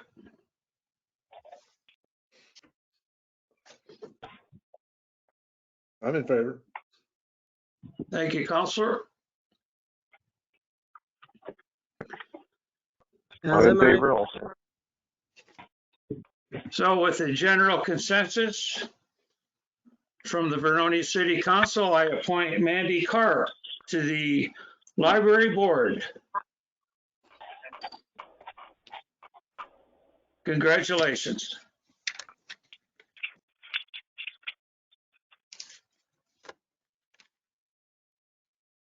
Request from Vernonia Pioneer Museums, the Muley Saw cover. I know we have Toby and Jay Anderson on the call. So the lease agreement with the museum and the county states that any structures constructed need to get the approval of council prior to being constructed. They did this when they did the Logger Memorial. Shirley Daughtry and Donna Webb came to council with a design and request and got that approved prior to constructing that. So we asked the members of the museum to present you guys with a request, and they're here tonight to answer questions if you have any.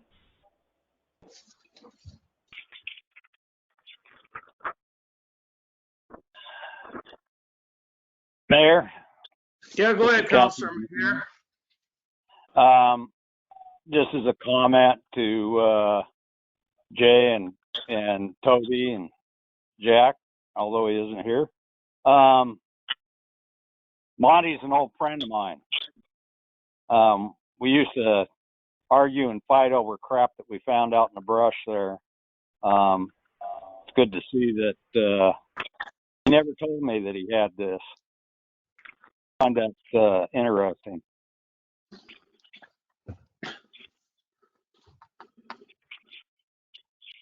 It's pretty interesting, Councilor McNair. I was reading the write-up on it. Do you pronounce it muley, like a mule? Muley saw?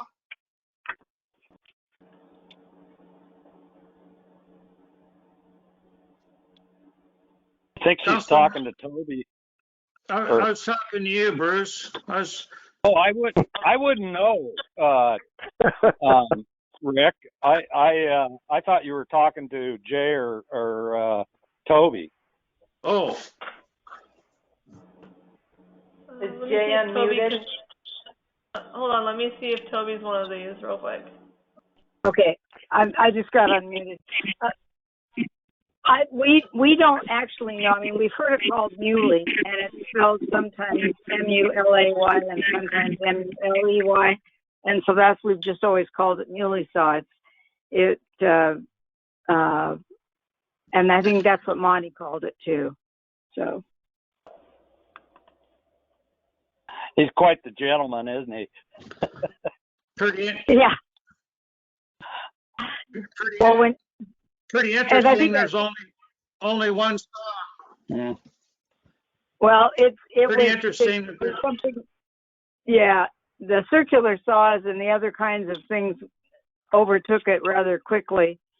But we've done all the research we can and can't find of any other examples on the West Coast, at least. So, at least that are documented. So, Toby, can you hear me? This is Bruce.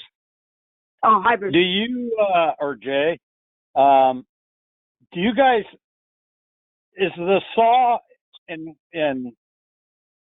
any shape to be able to run? Or is No. it literally past that? It's past that point, but what Jack and Jay wanted to do is set it up to look as if it, it could run, and that's why we need the big space, because they want to have it look kind of like it would look in the woods. We've had to compromise a lot because we can't afford to do it, but all the way. But no, Jack said there's too many pieces missing. It'd be a horrendous restoration project, and too much rust and everything else. So no, it won't run, but it'll be set up to look as if it could run. Is the ideal. Correct, Jay?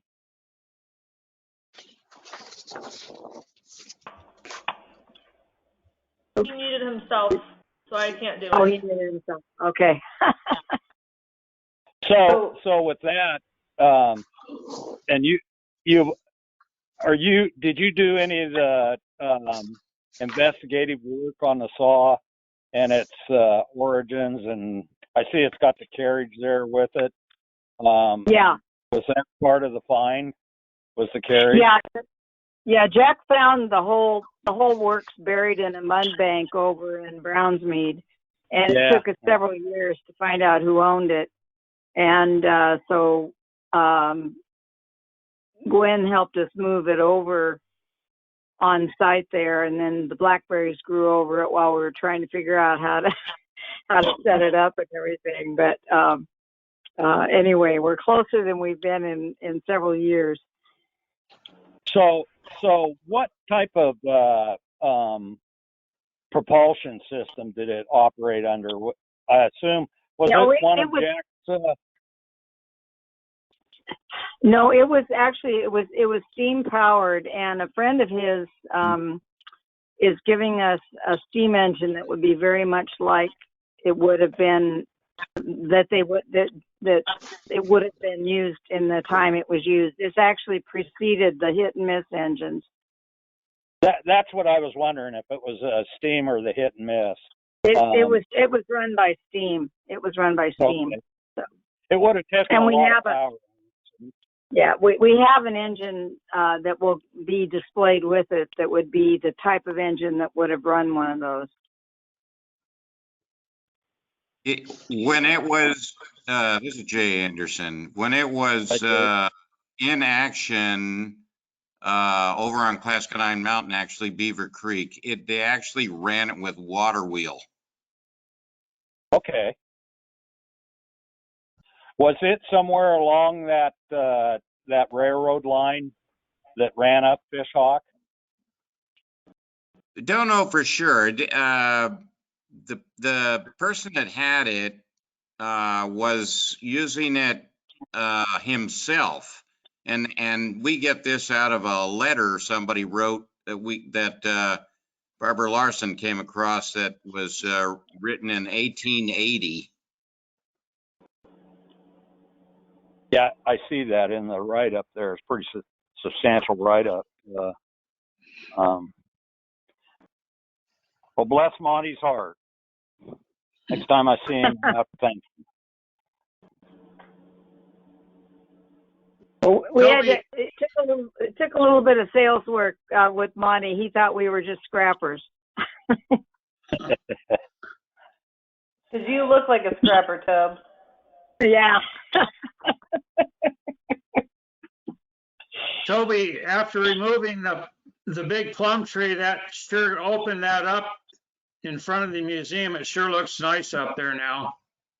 Yeah, I like the tree, and the deer love the plums, but it was right where it needs to be, and it does kind of open things up. You can see the new sign better that way too. I agree. Oh. Good. Okay. Good. I have one more question. Mayor. Yeah, go ahead, Counselor. Either Jay or Toby, either one. Can you describe with a little bit more detail the structure that will be placed over it just says a pole shed. It's going to be like the one that's over the Shea, Oh, okay. All right. or our other equipment shed that's there now. It's just going to be uprights and a metal roof. Okay. We were really wanting to get something even more rustic looking, but because of the engineering cost, we're going with something that's already got all the pre-engineering work done. So Be nice to have a shake reel. yeah, it would, but not going to happen. We thought about coordinate. Oh yeah, go ahead, Jay. We were actually looking at trying to make it look more like a old time lumber shed or mill shed, but it just wasn't going to work out engineering wise and cost and all that. So we went with a regular pole shed, basically. We're going to have some other stuff on display in there also, besides the saw. Well, you'll have to get a couple of dump truck loads of sawdust and a bunch of slabs off the side of logs and scattered around. Already arranged to get a log and have a slab off it, like as if it had sawed the log, but of course it's not capable of moving. I mean, it's 140 years old, so. Yeah, I know how it feels.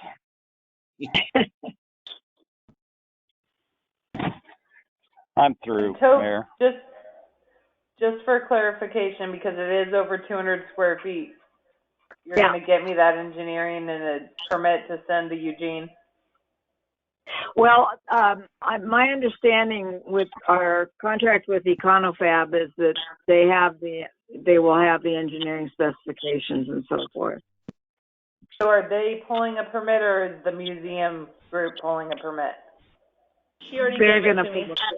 I already gave you the permit. We pulled the permit, but the accompanying stuff will come once we sign the contract with Econofab.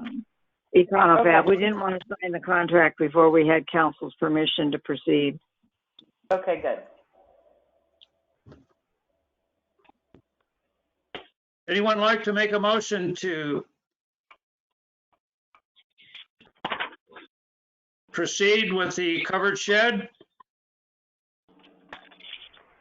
I'll make that motion, Mayor. This is Councilman McNair.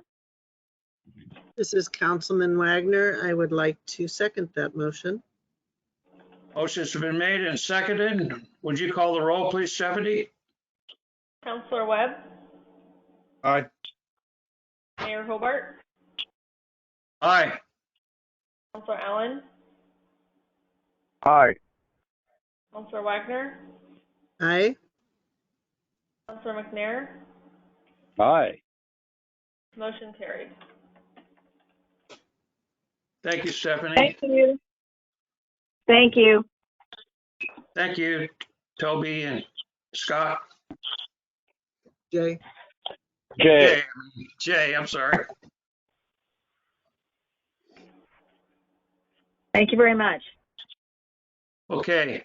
Good night, Toby. Good night. Waiver of remonstrance request. Purdue, 160 EG Street, 132 EG Street, and 185 EH Street.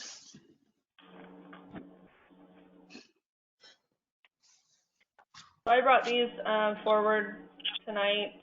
They were requested by the applicant before he submitted his building permit for 3 more homes up off of Louisiana Avenue.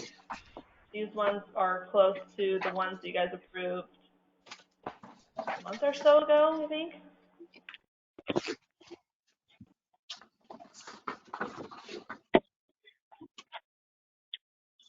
Just on happenstance, did these tie in together along with the rest of the waivers or remonstrance that we've given them for sidewalks up there in the development? And I use that word loosely. You mean, are they in the same area? No, do they tie in together? I have no diagrams here or anything accompanying this. It's just basically the request in writing.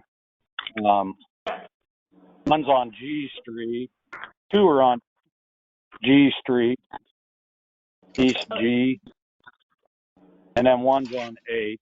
So obviously, they don't all three. I assume. So there are 12 lots the, that he owns. You want me to respond? Yeah, I wasn't done yet, Stephanie. So go ahead. I'm sorry. Okay. So there are 12 lots up there that are being or will be developed. 3 of them have had permits issued. This is the next 3. They are all tied together. He's putting in a main up the middle and putting in the street improvements. So he's doing street improvements. He's not paving, if that's what you're getting at. Right.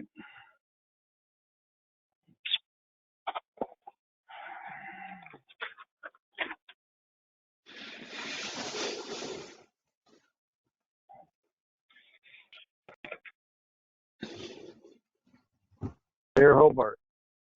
Go ahead, Counselor Allen. I'm just going to say what probably most of us are thinking, that we need to address this ASAP. Because what we have here is a development in the making, and we're going to end up with something that we wish we would have addressed really quickly.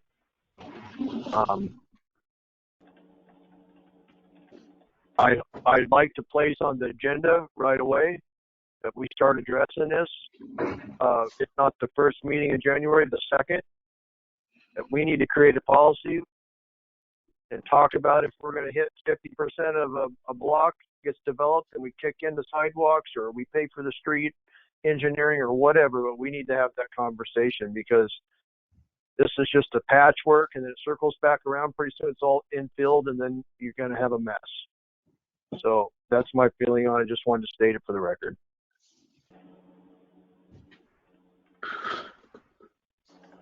Thank you, JR.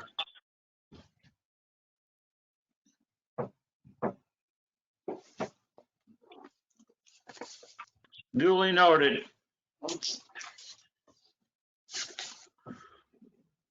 Susan. This is Counselor Wagner. What I would like to, I appreciate what Counselor Allen just brought up. Again, I know that we get these things, as Counselor said, we get them kind of piecemeal with, and Counselor McNair, I think also, without being able to see it and check it off of a map saying, oh yes, we've had, 3 of these, or, they're right in a row. How is that managed? And just want to make sure that, that it is being, that all, as was said, all of a sudden you've got all these houses up there and still don't have sidewalks and the other things that go along with that. I would really like to make sure, I'd like to make sure that you do address it, the council does address it in the near future. And I thank Councilor Allen for bringing that up and hopefully putting it on the calendar in a meeting or two. Does not the waiver of remonstrance have some binding, Josette? Yeah, it runs with the property that when and if the city does improvement district or designates a neighborhood an improvement district, that they will they cannot vote against that, and they would have to do it at that time. The risky part is it lets the developer kick the can down the road to whoever owns the home.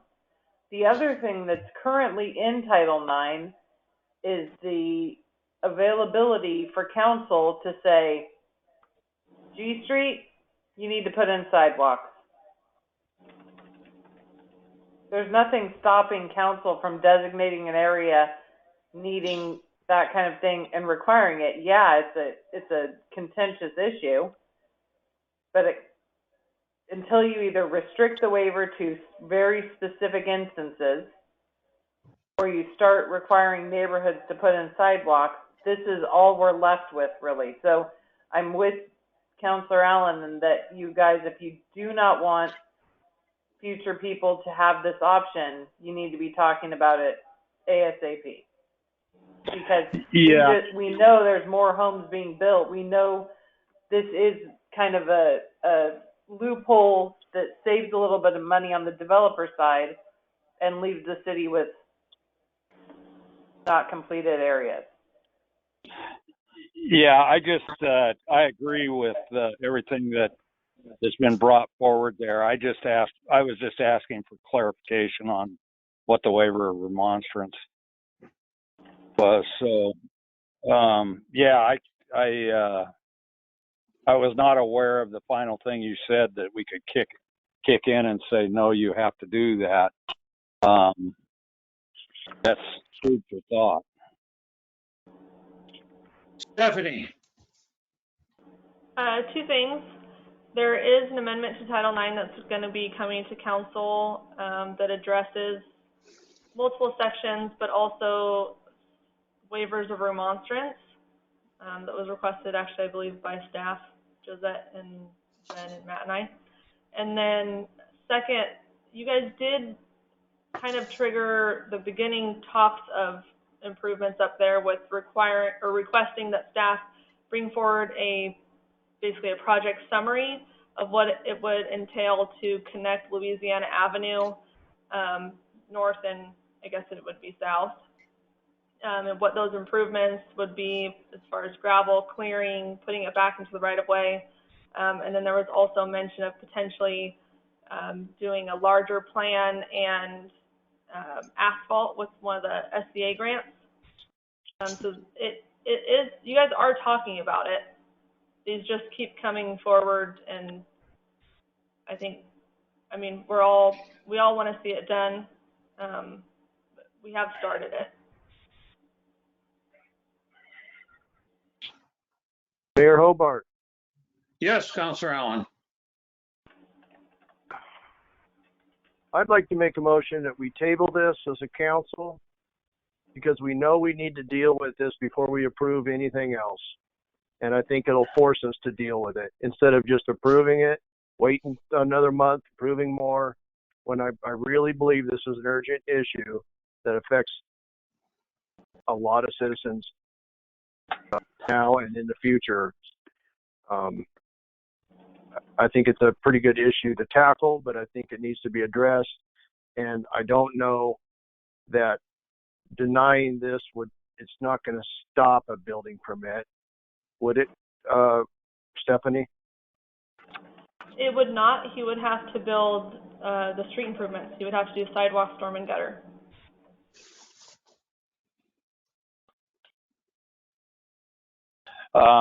Mayor? Yes, I'd like Councilor. to speak as an interrogatory towards staff. I go along. My feelings are somewhat the same as Councilor Allen. I just don't know enough about this. How does that affect the development issue up there? What's the downside to that? Because my tendency is want to go along with his possible motion.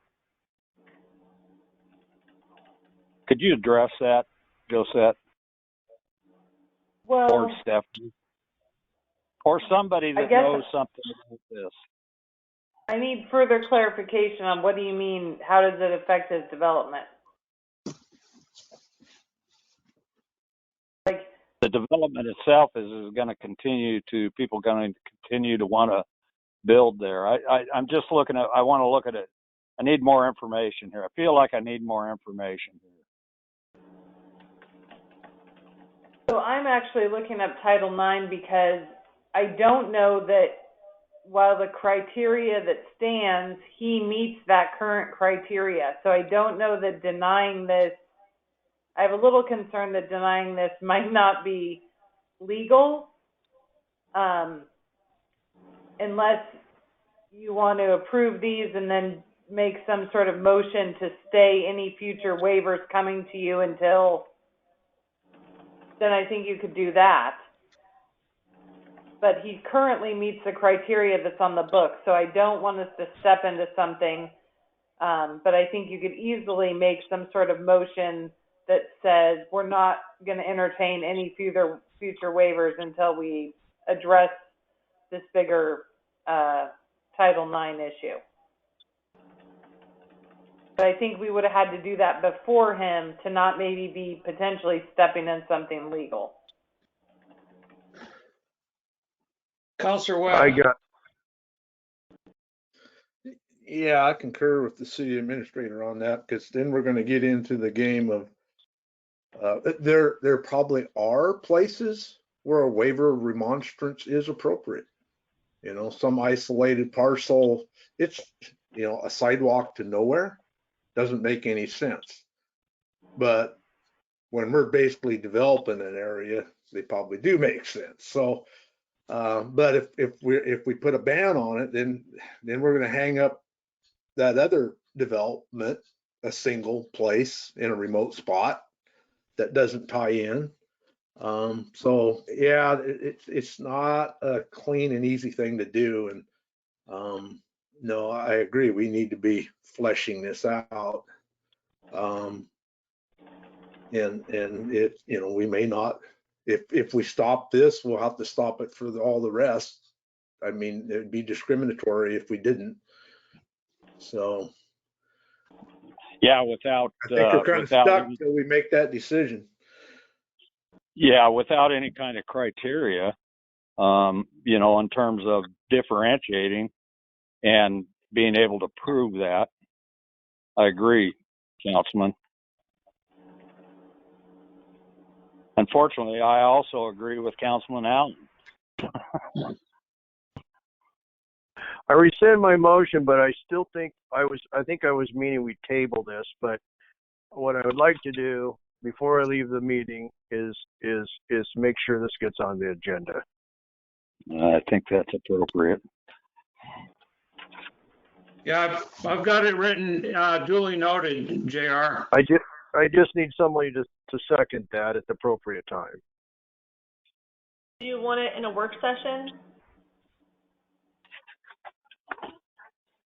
Correct.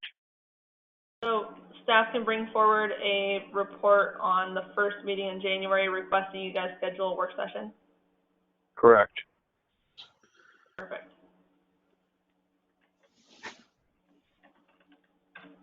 Thank you, JR. So Mayor, where's that leave us today with these requests? If I'm not mistaken, I almost feel like we have to honor them one way or the other, as opposed to tabling. And that's what I think is desired here. Any counselor like to make a motion to accept the waiver of remonstrance for these three addresses?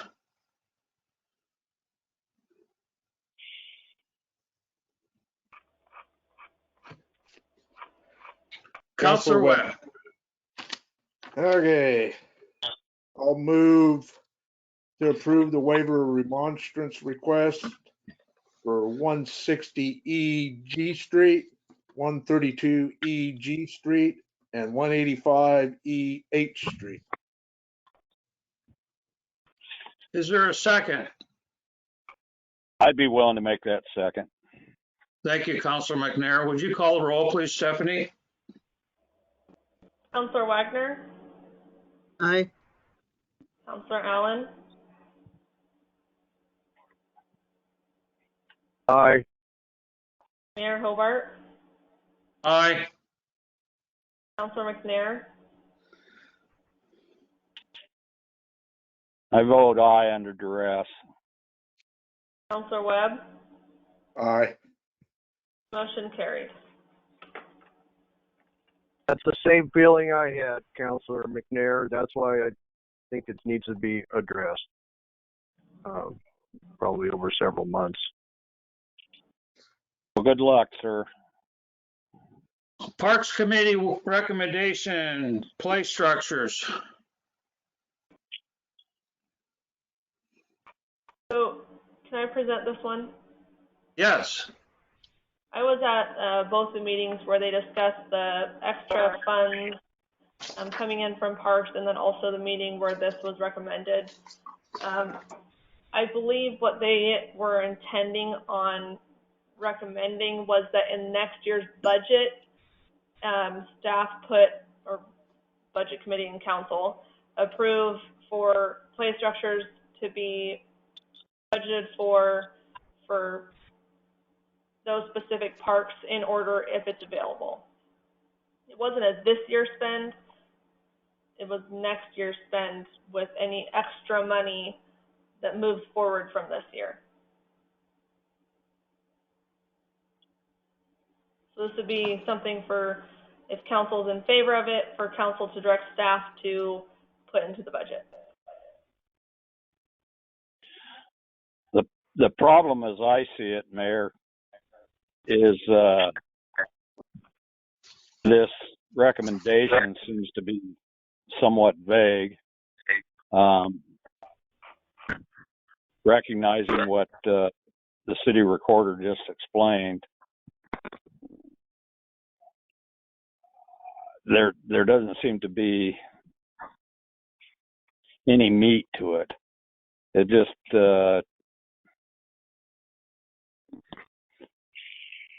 and with this being basically my last chance to speak on this in terms of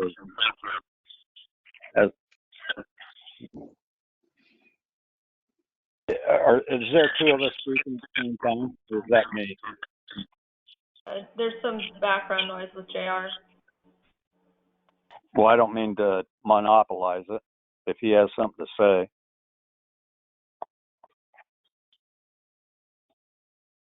Go ahead, Councilor McNair. The static cleared off. Go ahead. Okay, I wanted to hear what he had to say if he had something to say, but there are two things that I would like to address in terms of this. Every time we add structures to these parks, there's a maintenance cost that goes along with it that is ongoing. It isn't just a one-time thing. Whereas when you purchase something and you put it down there, you're spending one time, but then you have to maintain the darn thing. And if there's anything apparent to me concerning the parks in the 8 years that I've served on the council, is people are pretty damn demanding about maintenance. They want it done. And unfortunately, at the same time, they don't always understand that it costs. And we council ends up having to bear the brunt of that and make decisions that are sometimes difficult. The other thing I would like to add to this is this particular fund, and the time that I've been involved in the city's budget deal, which is almost 10 years plus, has historically been right on the bitter edge. Now I see there's a possibility that we're working our way out of that, and I commend that, especially down at the lake. I see where our aggressive attempt to collect our fees there is starting to pay off, something I personally have thought there was money there to be had. But I think a reserve fund is most appropriate for this particular fund. And I don't know that we ever have had anything of any significance there. So I just, with that in mind, that's my piece on this. Thank you for allowing me to speak to it. Can I respond to that, Mayor? You sure can. First, I apologize to the council. I totally forgot or worked late or whatever it was. I spaced the call-in parks meeting, not used to them even being back, I suppose. So some of that information is my fault. I do agree with Councilor McNair. The request is kind of vague and big, and maybe it was meant to be that way. So as a liaison to the Parks Committee, I too want everything in the moon, but I also want a reserve fund, and I would think if we don't put 25 or 30,000 into reserve fund for the next year or two to see how things go with our economy, I think we're foolish. So, and for making some improvements and and as long as we have the repairs done that we need, just putting more stuff when there's stuff that's neglected. I'd like to catch up and then see what we got left and have a bigger discussion with council about it. So, not that I'm against the request from the parks at all. I just think there's a bigger conversation to have. Exactly.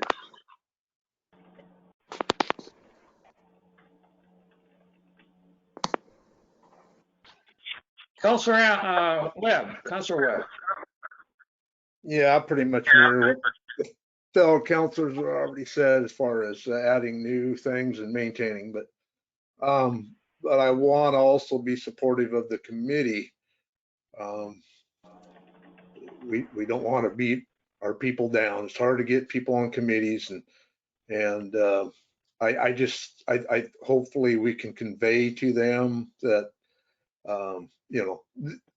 these dollar amounts aren't final till the end of the budget, and that's the time when we're adopting a new budget, that's the time to introduce these things. We would probably like to see them fleshed out a little better, do the legwork for us and the staff a little bit better on getting the prices down and exactly what they're proposing. And there's a lot of other work to be done in our parks. A lot of it is just observational documentation, and so maybe some mapping, the trees and all the different things that, and a scheme of how we're going to maintain and replace over time. But yeah, I don't want to discourage them, but I concur. We need to get some reserves in that park budget.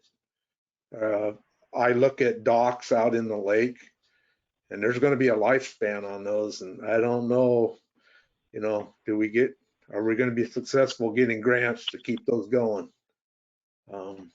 There's a lot of things in parks that maintenance intensive and going to eat us up in a decade or so. That's all I've got.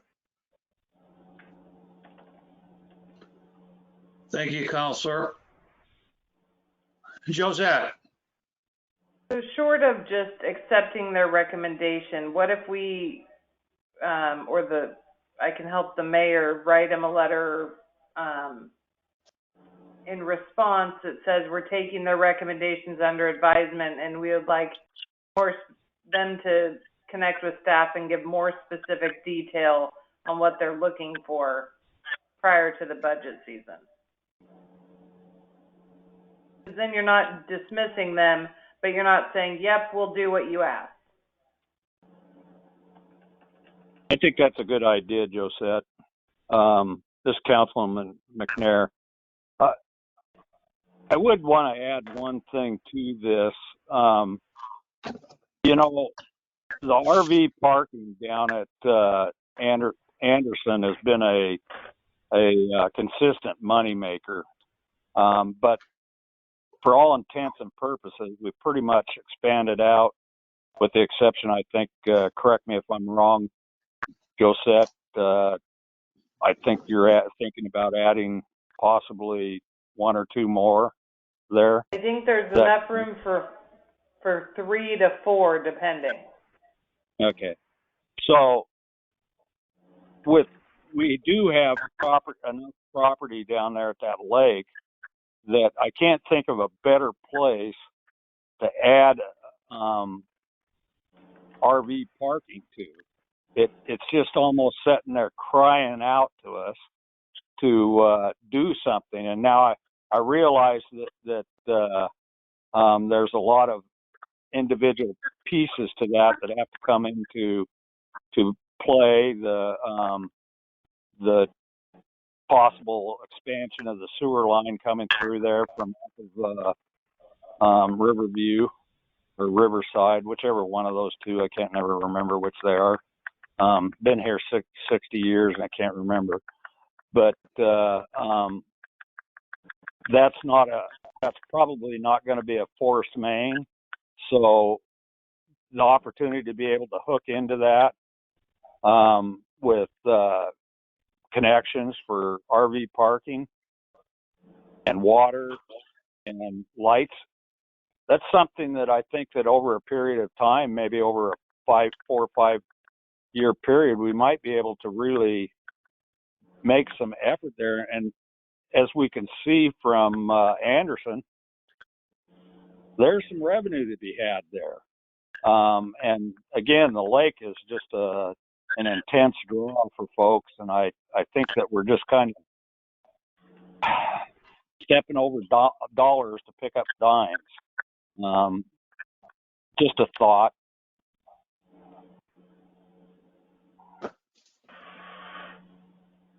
So moving on, would anyone like to make a motion in relation to Josette's recommendation to get together with myself and the Parks Committee to form a letter of moving forward to broaden the aspects of this, whatever they want to do with the extra funding, and do that next year early? I'd be happy to make that motion, Mayor. Okay. Is there a second?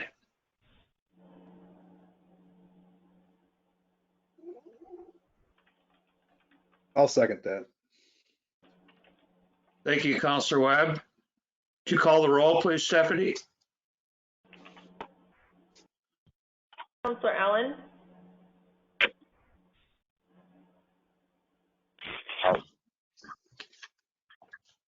Counselor McNair? Aye. Counselor Webb? Aye. Mayor Hobart? Aye. Counselor Wagner? Aye. Motion carries. Thank you, Stephanie. Business from the departments.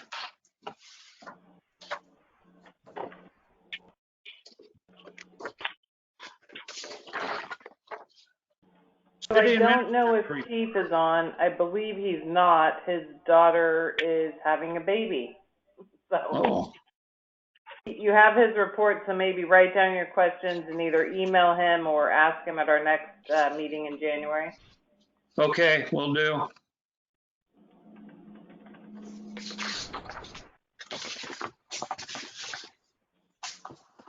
Ordinance and resolutions. Resolution 2020-16, a resolution of the City of Vernonia, Oregon, certifying the results of the November 3rd, 2020 general election. So for those of you who haven't been through this before, after every election, a resolution comes forward to council accepting the results. It's essentially a way to track all election results. I don't know if you want me to go more in depth than that, but. pretty easy. Counselor Webb. I'll make a motion to approve resolution number 2020-16, a resolution of the city of Vernonia, Oregon, certifying the results of the November 3rd, 2020 general election.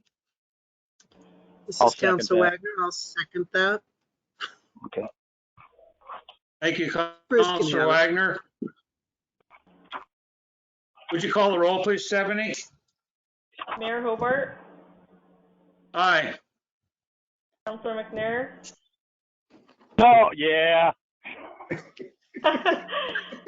Counselor Allen, Aye. Counselor Wagner, Aye. Counselor Webb, Aye. motion carried.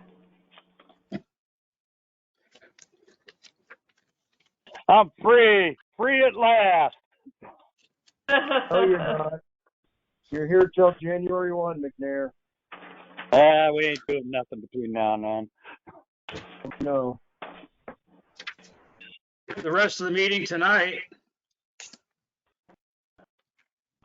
Resolution 2020-17, a resolution of the city of Vernonia supporting equality and inclusion. Forgot about this. Okay, so I don't know if you want somebody to present this one. We have several members of the committee on the phone line tonight. I received a few emails supporting this resolution. Read for you if you would like. As you are aware, a group of Vernonia citizens came to City Council earlier this year requesting a I'm not sure what to call it, a resolution addressing inequalities from council, and council directed staff or designated staff and a few members of council to meet with the committee, and we did that. We had a couple meetings, and then we also corresponded through email. What you see before you tonight is the result of those meetings, and I feel like a good representation of everyone's desires. There's a lot of good discussion. It is a good compromise amongst all the parties, and I think a good, I'm not sure what to say, a good resolution for the city. Collaboration, thank you. I also sent this to our city attorney, and he approved it. So.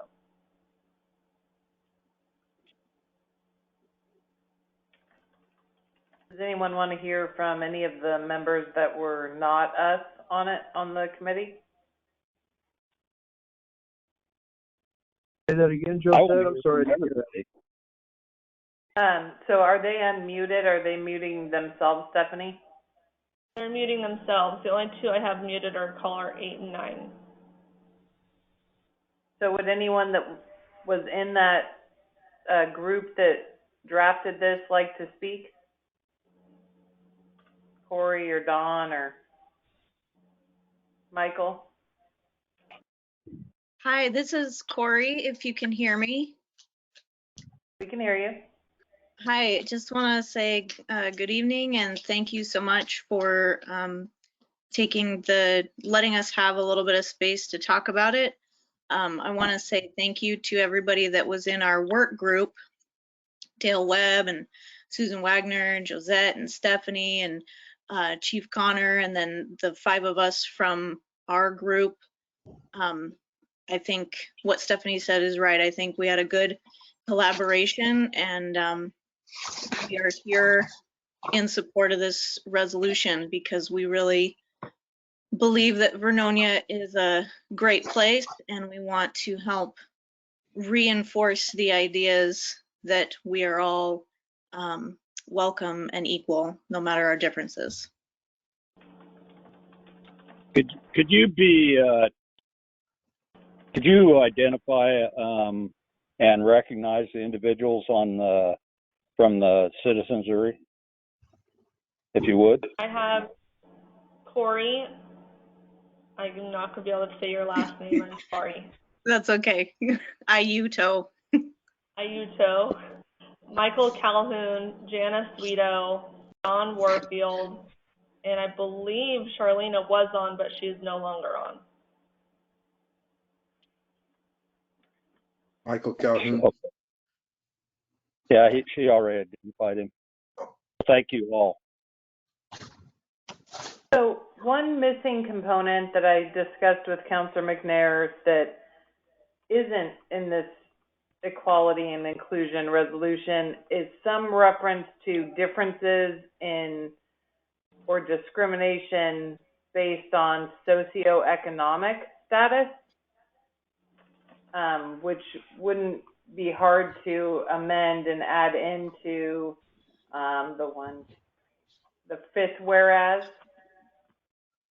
Yeah. All people regardless of, and then there's a list of different things that typically become discrimination points, and what's missing there is people that are of different socioeconomic statuses, which we understand are typically underserved and do experience discrimination based on whether or not they have money. And we did discuss that at the meeting. It just managed not to make itself in here. The one question, I read through it, the resolution, and I guess I'm going to address this question to the entire committee. I was really, I really like the fact that you were all inclusive with the whole community and definitely heading towards that direction. The one question I had was, in number 4, what does the diversity, equity, and inclusion training session look like?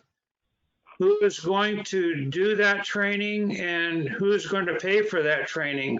That is just a couple of my questions I had for that. Josette? So we discussed a number of things, but the training would be from some sort of professional. Potentially League of Oregon Cities would have some people to identify for us to get that type of training. What we really talked about was working collaboratively with the bigger agencies in the community. So that would be us, the school district, potentially West Oregon Electric, to kind of promise or commit to getting their staff trained, whether that's all together, if it's a COVID-free year and we can get the school to house us all in the general cafeteria area and do the training with all of the people, and we pay per however many staff, we pay a fee per member of staff that come, or something like that. We didn't have it totally fleshed out because we didn't know who would participate. We were just promising, similar to how we did the sexual harassment training, that we would have the city staff, council, and elected officials trained by someone that we find, via League of Oregon Cities or something like that, a professional person. Okay. And if we could get a grant through an agency to do a community-wide training, that's potentially out there. We could do that. So there's lots of options. We didn't have it totally penciled out. Thank you. Here, Hobart. Councilor Allen. Josette, I also was kind of wondering what the mayor brought up, so thanks for answering that one, kind of. Could you read number 5, 6, and 7, and then explain to me how those are going to work and the funding and exactly who's doing what? Yeah, so we really saw this from a city standpoint and then a community standpoint. So the city's participation in all of these elements would be similar to how we participate in other community-wide activities. So if the inclusion group wants to host a Foods of Different Cultures festival or a one-day thing in a park, the city would potentially offer that park space for free for them to host the festival. We may offer a dumpster or garbage service for free, how we do for Jamboree. So that's kind of the campaign. Like city staff on their own, if they want to continue to be part of this group, could do their own work as a citizen, but the city would do kind of what we do for all community events. The other thing about kind of fostering opportunities is we have in the past had kind of cultural discussions at the library where someone who was affected by Japanese internment or the Holocaust have done library talks for the community. So just we offered that up as another alternative where different elements or culture or bias or discrimination discussions could take place at the library, similar to how we've done in the past for other elements and different issues. And then the collection data discrimination. So the police have on their forms currently boxes they check if it's deemed kind of hate crime, you know, different elements. So they would be tracking that. We also talked about having kind of a safe place, since City Hall takes in complaints, if there needed to be kind of a safe place for someone to report that kind of happening to themselves, and it wasn't a crime that the police were dealing with, it was just something that happened to them that they wanted someone to know about, being the collection agent here.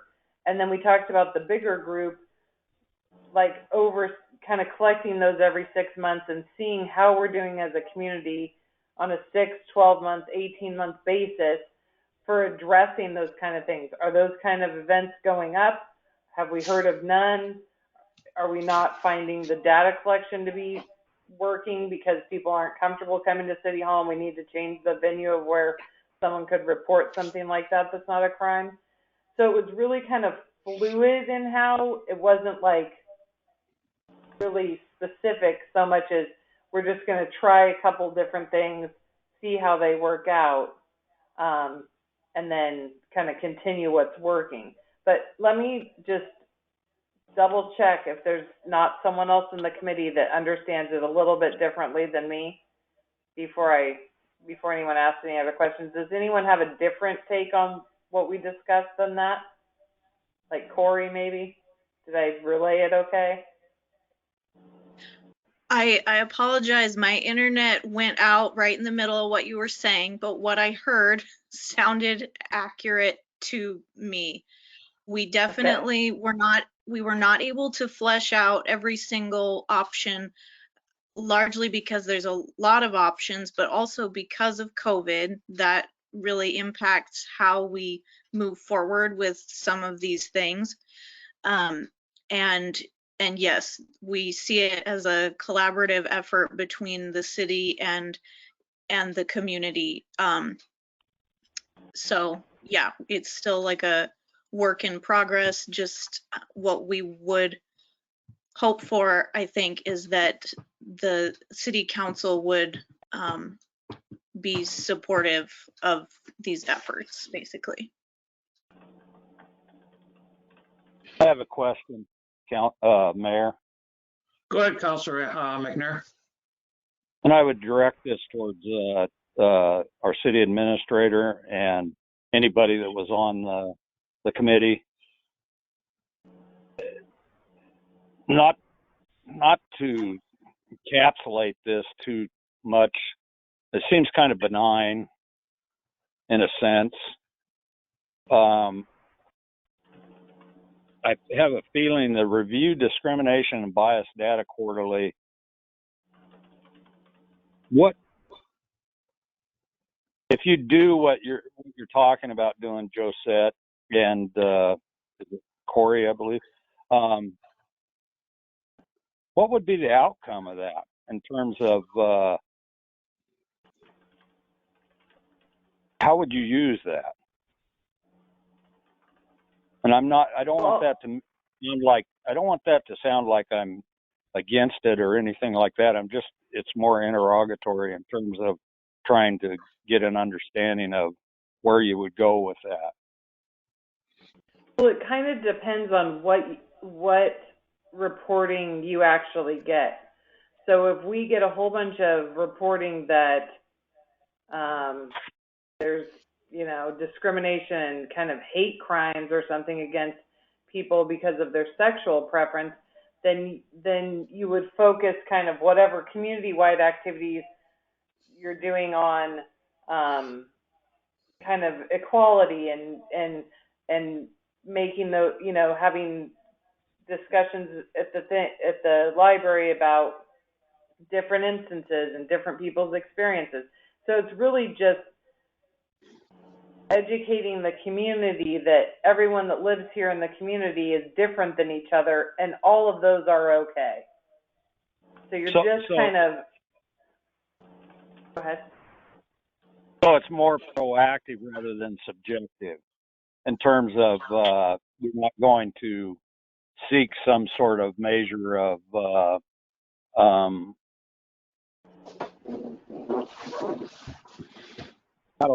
I'm not sure I know how to put this.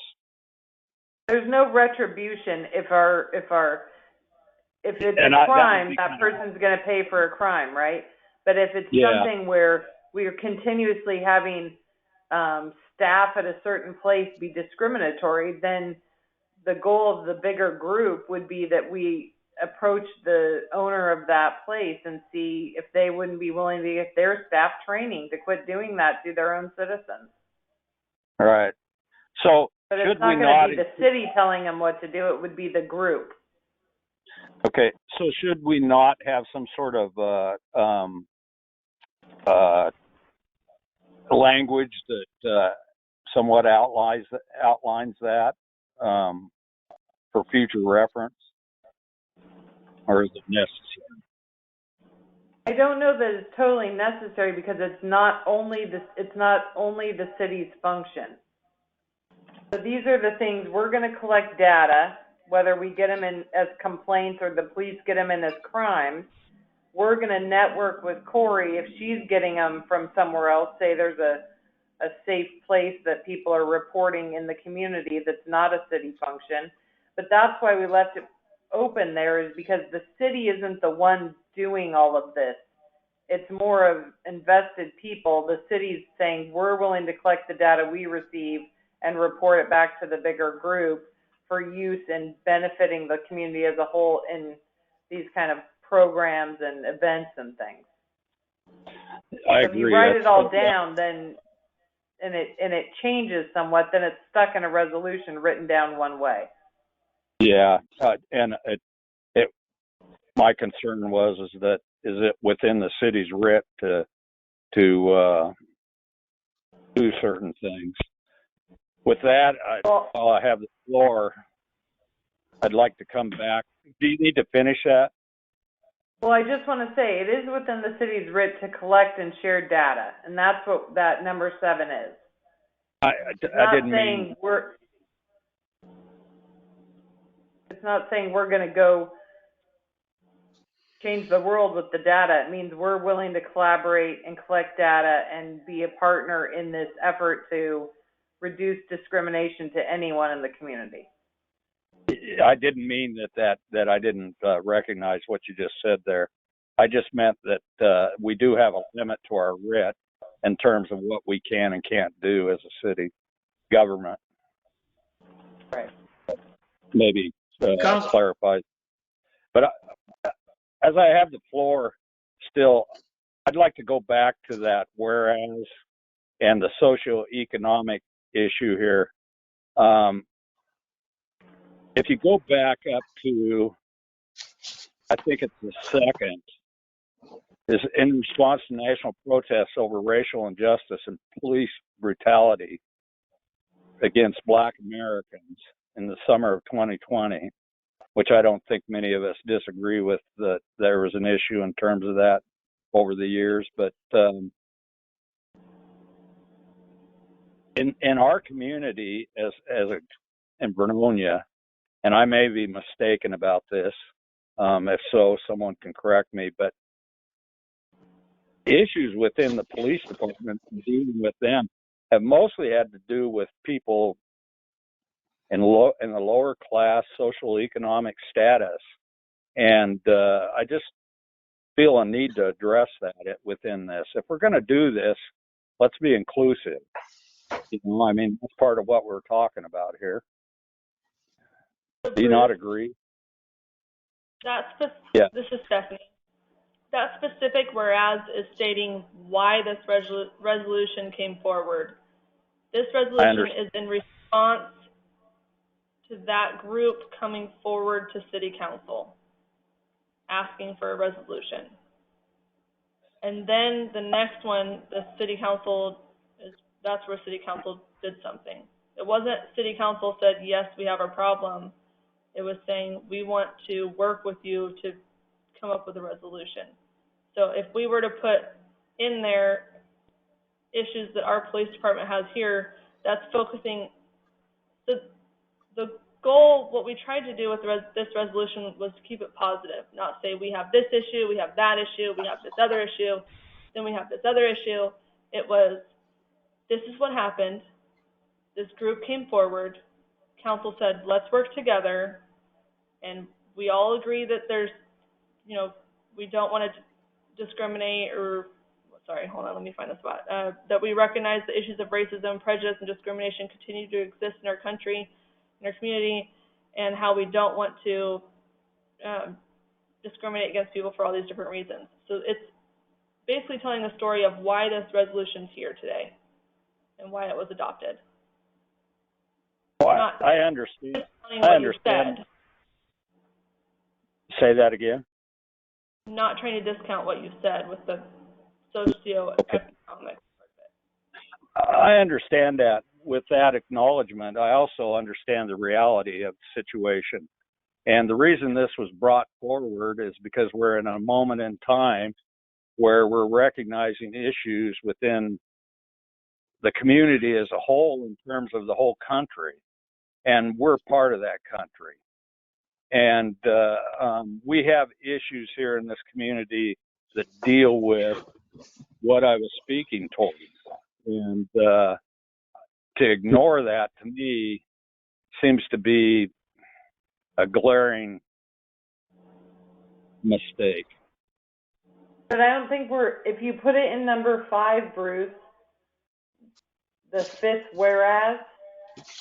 whereas all people, regardless of, you could put it in the very first thing, or, you know, listed in there, it's saying all those people in all those brackets live and work together within Vernonia, and they deserve and we recognize the right they can live their lives with dignity, free of racism, discrimination, intolerance, bigotry, or hostility. So wouldn't it fit in one of the reasons people discriminate? Well, if I understand you, then you're for putting it in that 5th, all people regardless of race, color, ethnicity. Yes. Am I that? Correct. And Councilor McNair, this is Corey, and I would say that I completely agree with you that adding socioeconomic differences is completely appropriate to be added. I think Stephanie mentioned that is something that we talked about, and I think it's just an oversight when we were writing this that it didn't make it in there. So I'm totally fine with that. And with that understood, I'm not trying to that somehow you guys were somehow failed. I think we got a little bit of a misunderstanding here on my part that that's where I think it ought to go. I think it needs to be included in there, and I would support that. Councilor Webb. Yeah, I concur with Councilor McNair. I believe it belongs in there. I think we found the appropriate place. Getting back to the reporting system that we're setting up, part of our mission or goal in this group was having a metric to measure against. We wanted to understand if we were having a success, and first we got to figure out where we're even at. And listen to some of the committee members. You know, some of us are naive of what's going on in our community. And so it was eye opener. We're trying to get to a place where we are not tolerant of that behavior. We want to become intolerant of that. And so anyhow, having the data collection, we'll get a baseline, and then we can measure from there. And part of, and like Josette mentioned, a lot of this is educational. I think within the group, and especially with Scott on board, we've had pieces in the paper already, but we'll know more where to target and what's working, what's not working. So I just wanted to add that in there. A very key part of this is a metric to measure our success or failure.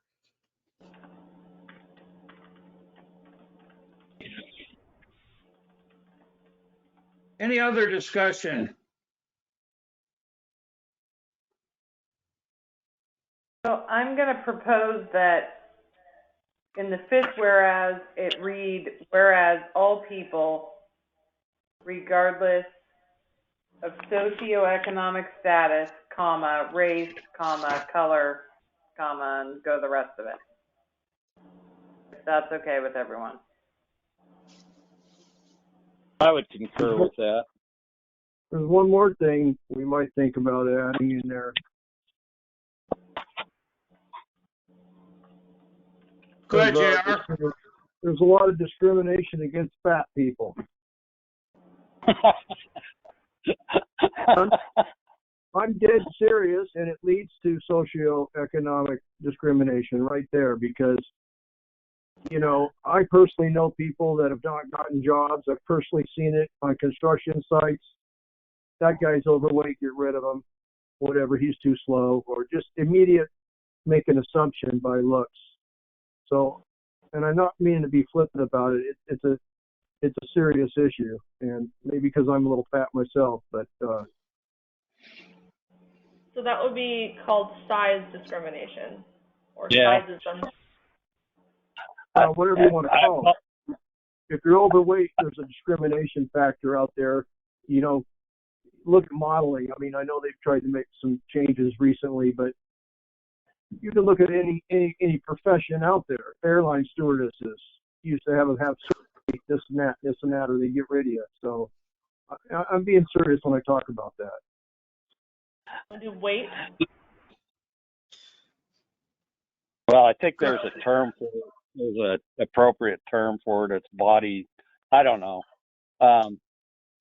Counselor Allen, I apologize for laughing, but I was thinking about myself. I'm a big fat guy. If you want to put BMI or whatever you want to call it, you know, I just think, you know, I mean, it's all the same thing. You know, being mean to people is being mean to people, and I'm not for it. So we can word it whatever we want. Probably size seems like it matches better because it could be constituted on weight or height. Yeah. There's another one. Height. Guido, can I say something? Counselor Wagner? Hold on. I think Jana is asking to say something. Okay. Go ahead, Jana. I think that the issue of a body size has to do with maybe appearance, because discrimination can happen based on your overall appearance, whether, you know, what your facial characteristics are, whether they're regular, symmetrical, what your hair is like, whether you have moles. I mean, we could go on, but I think it all comes down to appearance. Is that covered under disability? No. Appearance might be something you choose, whereas disability is not. I could understand that, yeah. Counselor Wagner, did you have a comment? Yeah, a couple of comments. I am concerned, first of all, with the placement of socioeconomic. Okay, I get why you'd say that. Okay, thank you. And then I agree with Jana that the word appearance is all inclusive of anything that has to do with how someone looks. I would caution us to go into too many specifics of this, that, or the other type of further delving into these types of discrimination and simply put in and all other forms of in order to wrap them all up, because, you know, I'm sure that there are other things that may occur in the future. I don't think we want this to be as of December 7th, 2020. Only these things are covered under this resolution. That you know, somebody comes up with something else on December 8th. We want it to be all inclusive for, you know, time in memoriam. We don't want this to just be as of today. So I think all other forms should be in. How would that work, Susan? Because the fifth whereas is identifying.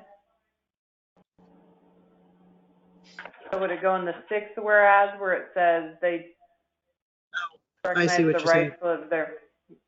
See what I'm saying? Or say and any other.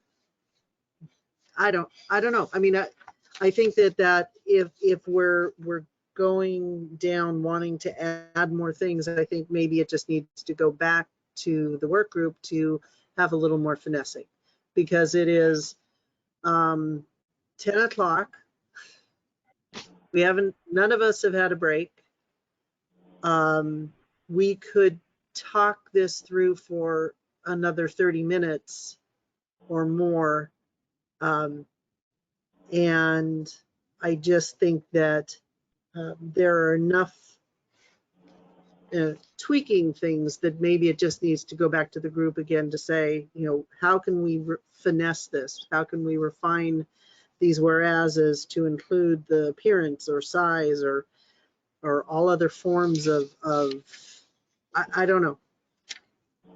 So I think, Susan, or council, I think the hope was from the group that we get this resolution adopted with the council that decided that they wanted this resolution, and to get it adopted before it continues just to be talked about and never actually had anything done with it.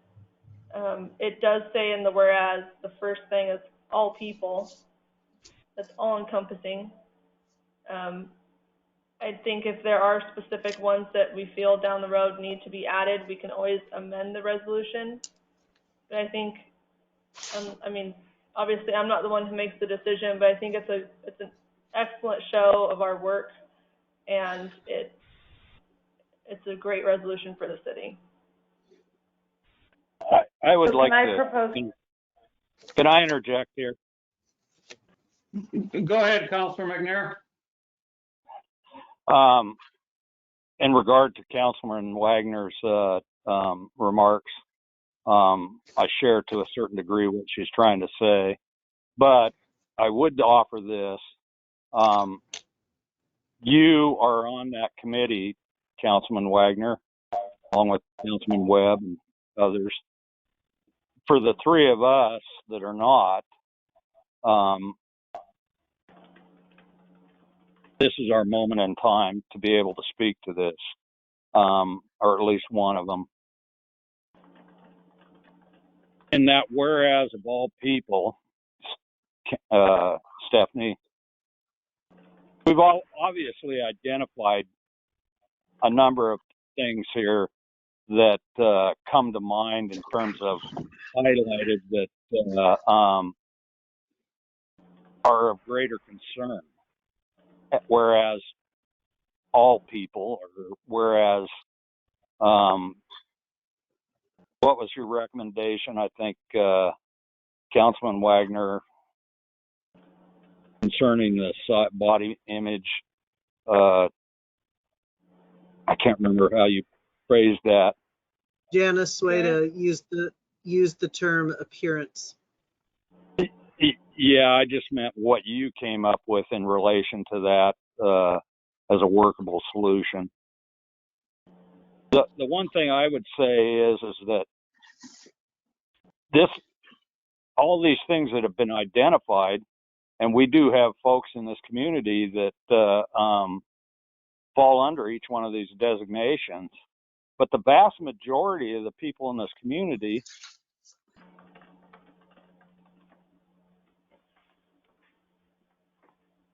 for a socioeconomic, that identifies a goodly portion of this community.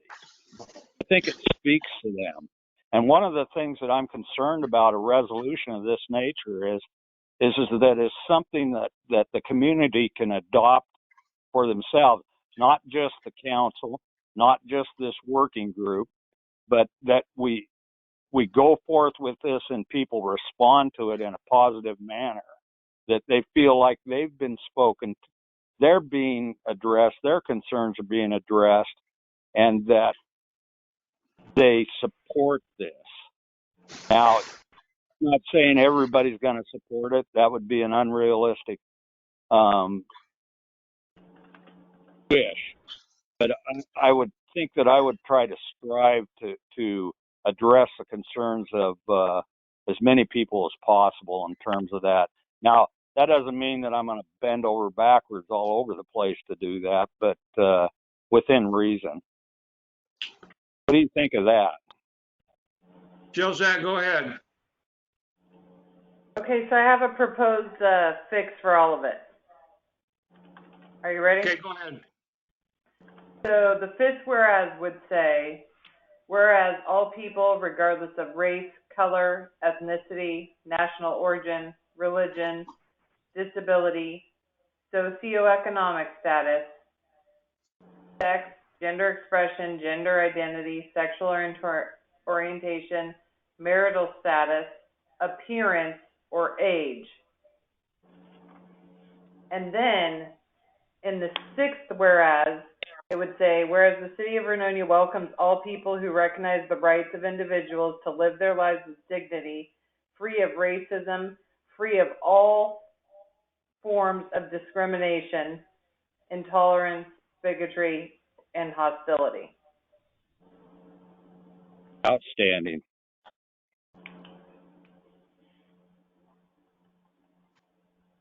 I have one more thing to say that I'm sorry. What about political orientation? Could you repeat that? Talk about it. You don't need it? I feel like that's each person chooses that for themselves and sometimes decides to open the window of what their choice is in volatile situations. And I think it's a little bit different from something, for the most part, these aren't chosen, or I don't believe they're chosen. Can you say, what are you talking about? I didn't hear it. Whether you're a Republican or a Democrat. Oh. And I don't believe your race, your religion, most people, they're born into a family of religion, right? Gender expression and identity, I think those are kind of things people feel inside and don't necessarily choose. But that's just my perspective. And I was actually thinking about that as well. I think Corey brought that up, but again, I also hear the the component of it being a, that the resolution, as you point out, those are things that we are handed when we are born, for the most part. And like with politics, it's I was not born into the family that I am registered as now. No, I was correct. Yeah. So that is well, a and I choice. was born into the family, and then they all switched on me. So there you go. Yeah, that happens too sometimes. Okay. Well, one of the things we're trying to do here is something that we can actually achieve, and that's to achieve racial equality, these sort of things. To overcome political deals, that's just out of the realm. I don't know. I'm joking. It might be out of the realm, though, Bruce. Huh? Go ahead, Jana. This is Jana. I guess I was thinking more of the idea of inclusiveness and being able to accept other people regardless of their race and religion, and adding on their political orientation, whether they're born with it or not. I think it's a big dividing factor among a lot of people and causes a lot of disagreement. So just the idea that we can be civil and accepting of people from other viewpoints. So wouldn't that be inside of, in number 6, all intolerance?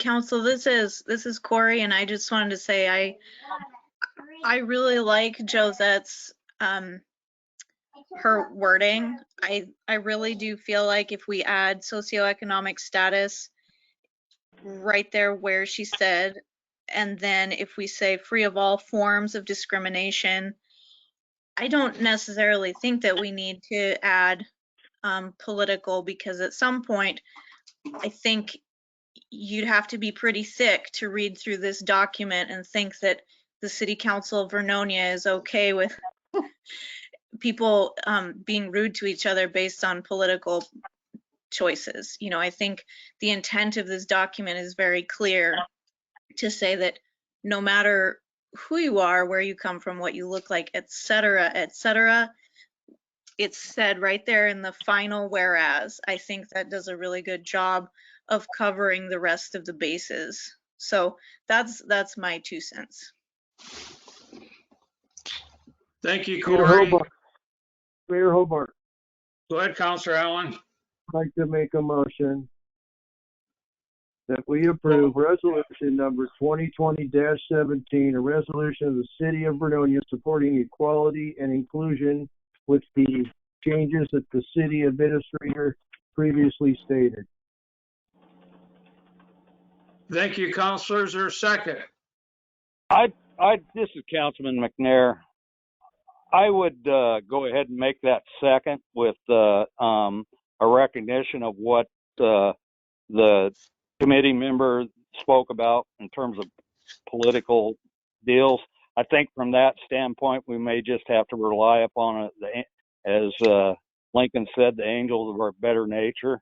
Hopefully that will somewhere come to the forefront. So with that, I'd make that second.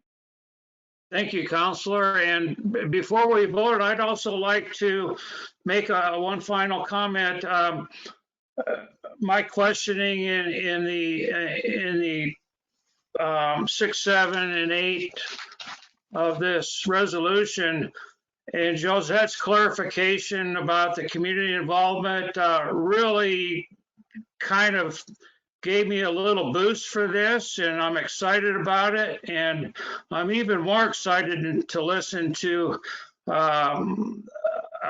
be a part and involved in this in the future in our community. So thank you for clarifying that, Josette. And I want to thank you for the committee. that developed this resolution. Good job. So would you call the roll, please, Stephanie? Mayor Hobart, That's a big aye for me. Counselor Webb, Aye. Counselor Wagner, Aye. Counselor Allen, Aye. Counselor McNair, I vote aye with the acknowledgement as council president that when this first started, I was a little bit leery of it for whatever reasons I won't go into, but I think you guys have come up with a good product here, and I hope that we'll be able to. It's something that we can take out into the community and argue for and support. Aye.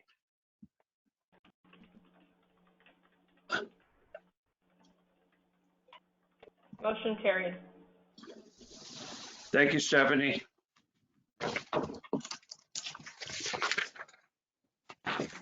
Potentially almost done.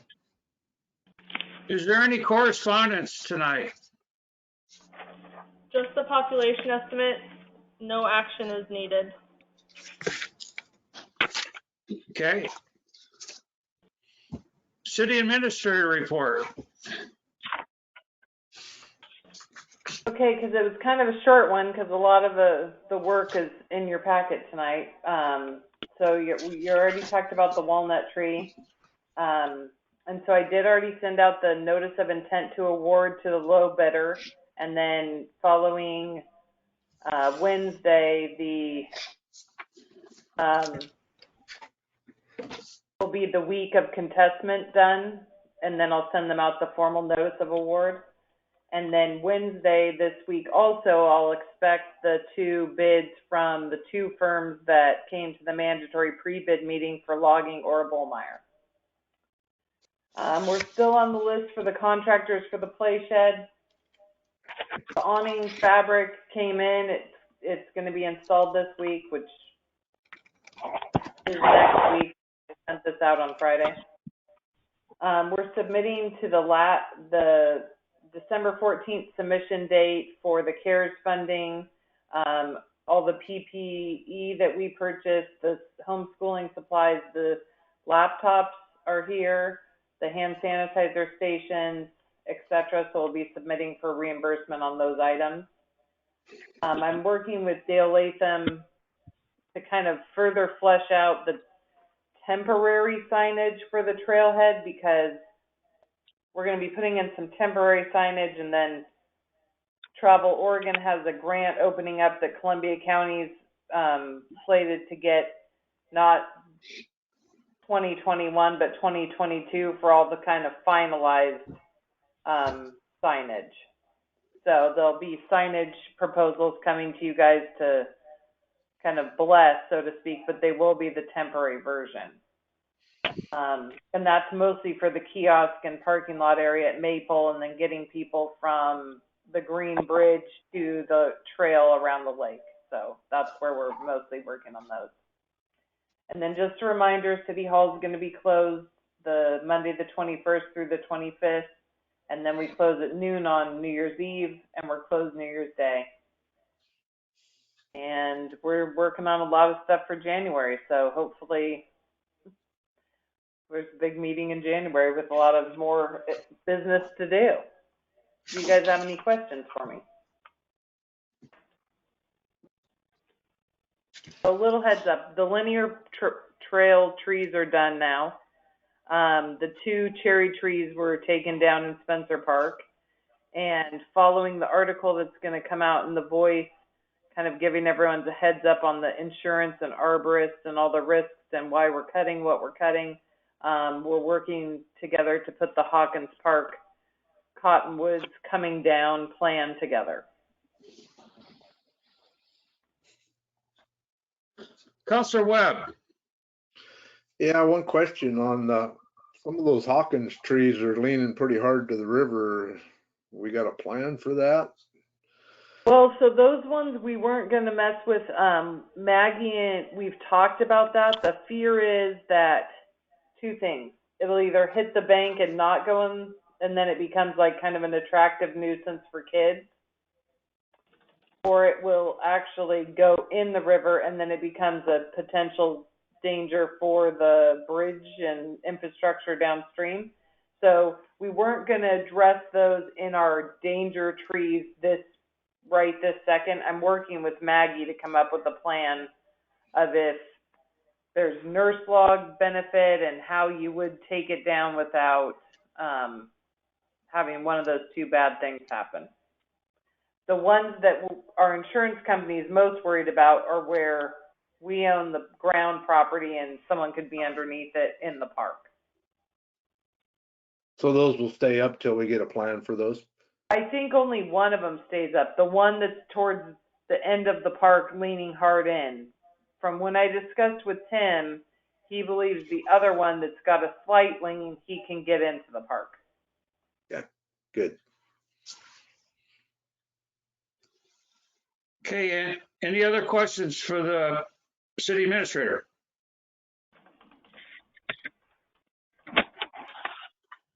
Thank you, Josette.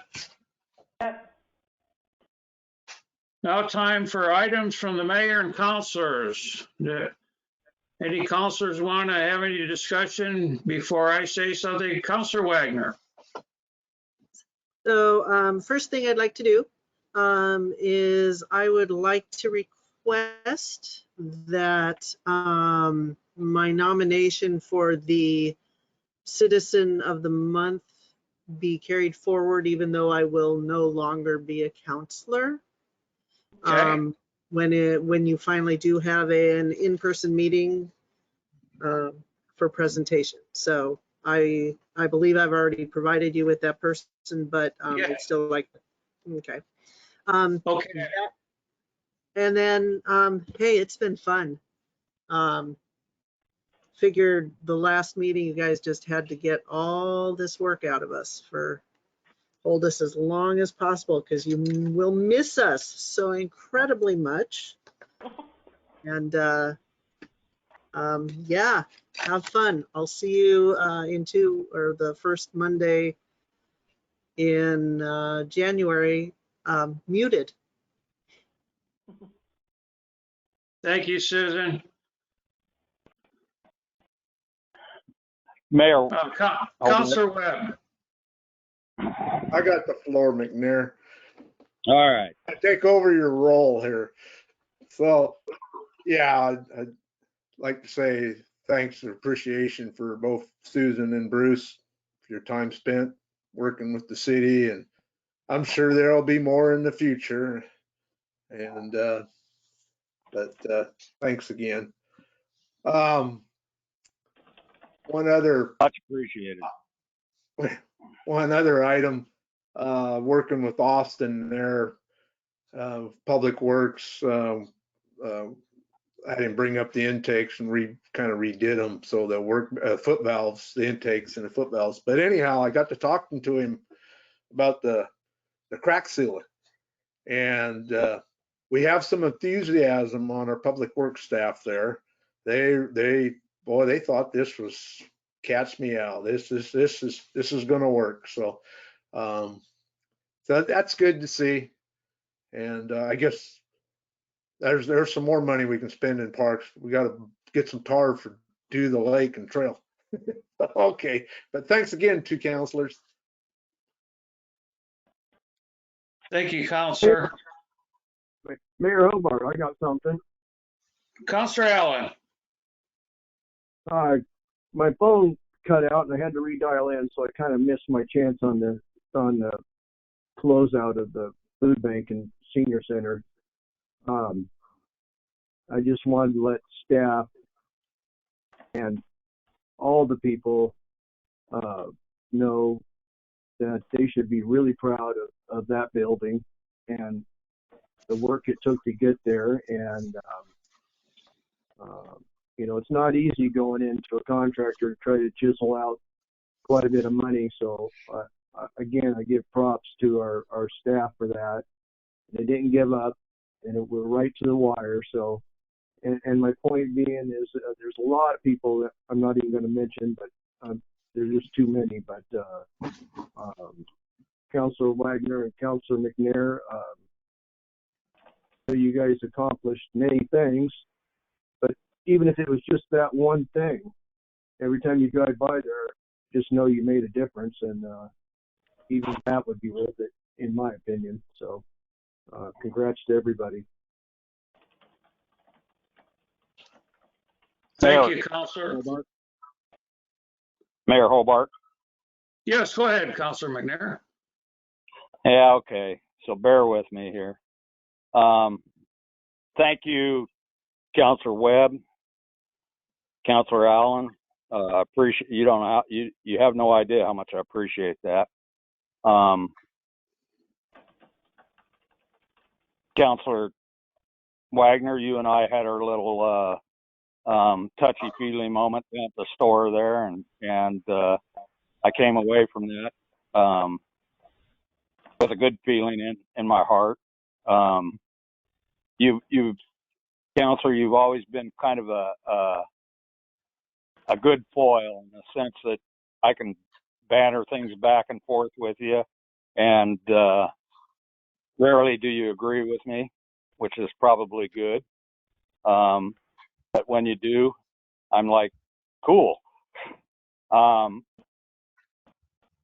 8 years that I've been on council and the couple of years prior to that of the city budget, I take pride in the groups that I worked with. Not so much my own personal involvement, but just working with Dale's wife, Donna, and Kim Tierney, and Mayor Perro, and the groups that preceded that not preceded, but followed afterwards. Mike Seeger, Jill Holt. I think it's still Jill Holt. If not, I apologize.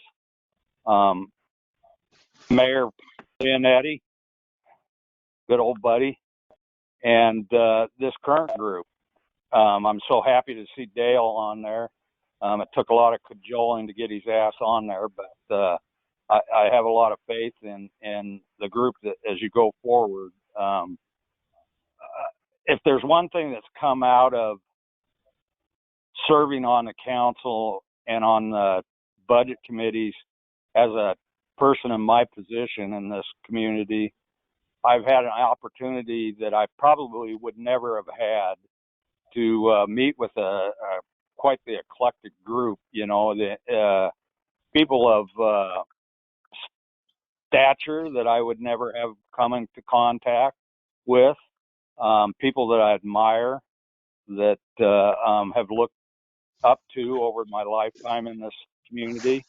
To be able to interact with them, you'll never know how much that means to me. It's been, there's been times where it's been tough. I'll have to admit that there were issues at times where it caused me a lot of sleepless nights, but those were few and far between compared to the feeling that I've gotten from the accomplishments that have occurred. We have a staff today that we've said this over and over, but for someone that was been involved in this city government for a long time, I am so proud of the people that are there. I fought hard for the city administrator to be in the position that she's in now, and I just hope that the councils that go forward recognize that the quality of the individual that we have there and the people that she's brought along with her, the city recorder, the finance, the people, the staff in public works. Boy, what a good group of people we got going on there. Our police department's strong. They respect the community as a whole, which is a far cry from what it was back 10 years ago. It's been an interesting journey, and I just would like to thank everybody that's involved in the community that allowed me this opportunity. I don't know why they ever did, but I kind of go along with George Burns' theory on things. Anybody that would want me part of their group, I would find suspect and wouldn't want to be involved in it. But I was proved wrong. So, Josette, I hope you continue to have a good attitude and good feeling towards things. I know how hard and difficult it is for you. Just carry on. You're a warrior. Everybody here, thank you. Thank you, Councilor McNair, and you said a lot of really nice things, and I'd like to take this opportunity now on behalf of the city of Vernonia, all the citizens of the city of Vernonia, this council and past councils. We thank you, Susan Wagner, Councilor Wagner, and Councilor Bruce McNair for your service to this community. It's not easy at times. I've learned over the last 2 years, put in a lot of hours, and on Monday night at council meetings, I hardly sleep at all. So I know what you've all been through, and again, thank you for your dedication and your love for this community, and the whole city of Vernonia wishes you the very, very best in the future, and we hope to see you in the near future, and I know you're going to still be a big part of our community. So thank you once again. Thank you. Thank you, Mayor. Thank you, sir.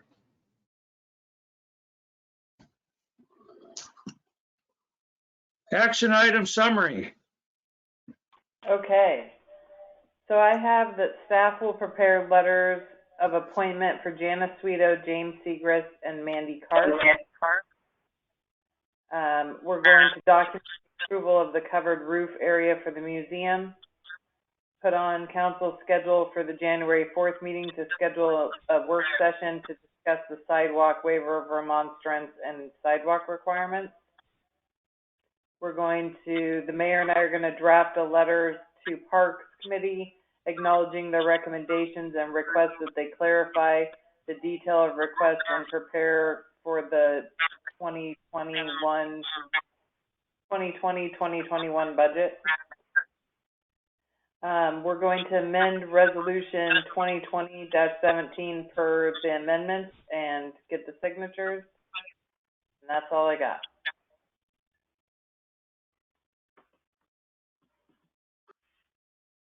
Okay, thank you, Josette. Looks like we've reached the conclusion of our council meeting.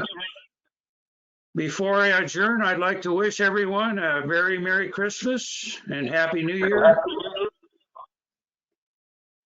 And I will adjourn this Merry December Christmas, 7th, everybody. 2020 council meeting at 10:30 p.m. Meeting adjourned.